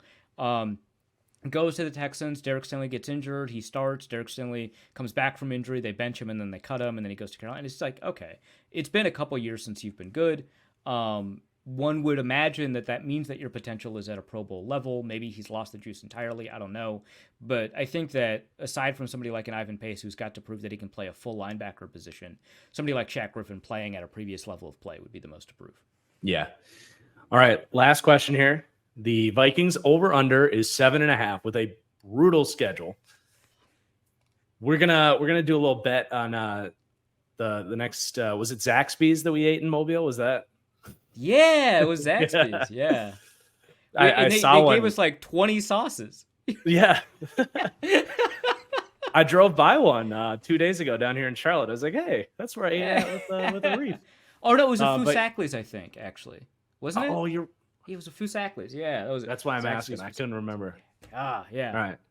Well, anyway, the next Fusakli's meal comes down to your answer on this. And if you answer correctly, over under 7.5, I'll take the other. It's a good line. That's the most annoying thing. Yeah. Because I think last year's the line was 8.5, and I took the over pretty easily. 7.5 is. Can't blame me for that one. Yeah, I'm going to take the under. Man, like I said, it's a good line. I'm so concerned about this defense because it was really good from like weeks 3 to 13. Right. And then it was really bad outside of it. They got figured out after week 13. And I just don't know that you've got another rabbit in the hat to cover up how weak the cornerback group is or how bad the defensive tackle group is. So I'm going to take the under because I have suspicions about the defense. Happy to be wrong. More than happy to pay for Fusakli's if I'm wrong. But I'm going to take the under. Gosh, and you put me in a position where I have to cheer for the Vikings so I can get some chicken. Always love doing that. Well, I'm glad you brought up the defense because I think they came out 24th in my rankings for overall. And there's definitely going to be some Vikings fans that are like, oh, but they were, what did they probably finish like 15th in like final DVOA for like the whole year? Probably something like that. But it was like 15th, 14th something. Again, like week 4 to week 13, they were like second. Right. Nuts. Yeah, and then Jordan Love came to town, and it was like, yeah, that's it. Oh, that's how you beat He it. figured it out. Yeah. All right, it should have been figured out the week prior, but it was Aiden O'Connell at quarterback, so that wasn't happening. Raiders fans will come for you for that. He's the future. He's the future. My bad. Speaking from experience. Devontae Adams likes him. My bad. Yeah. All right, what do you got going on? Where can people follow you, Arif? So you can find my stuff over at wideleft.football. That's the Substack that I own and I write. Most recent piece is Jared Goff good? It's a sequel to my piece, Is Jordan Love good? The Jordan Love piece, well received by Packers fans. They love it. Great reviews. But other than that, we've got other pieces like, I had Luke Braun write a piece about kicking mechanics because Will Reichert's the draft pick for the Vikings. They wanted to talk about kind of what goes into evaluating a kicker and why a kicker might miss more kicks than you'd expect. I've got pieces that are kind of a little bit more political. I've got a piece on, kind of the culture surrounding the Caitlin Clark phenomena, a piece on Gaza and Palestinian athletes. So there's like a wide range of things. There's a lot of deep statistical analysis of football. I've got at least 3 rants about how much I dislike Aaron Rodgers over there. So if you're into that, check that out. But yeah, otherwise you can follow me on Twitter at Arif Hasan NFL. I have other socials. I don't use them, so I don't really tell people about them. But yeah, at Arif Hasan NFL, that's where you can find all of my Twitter hot takes. Or you can tell me how much you love the Jordan Love piece that everyone loves.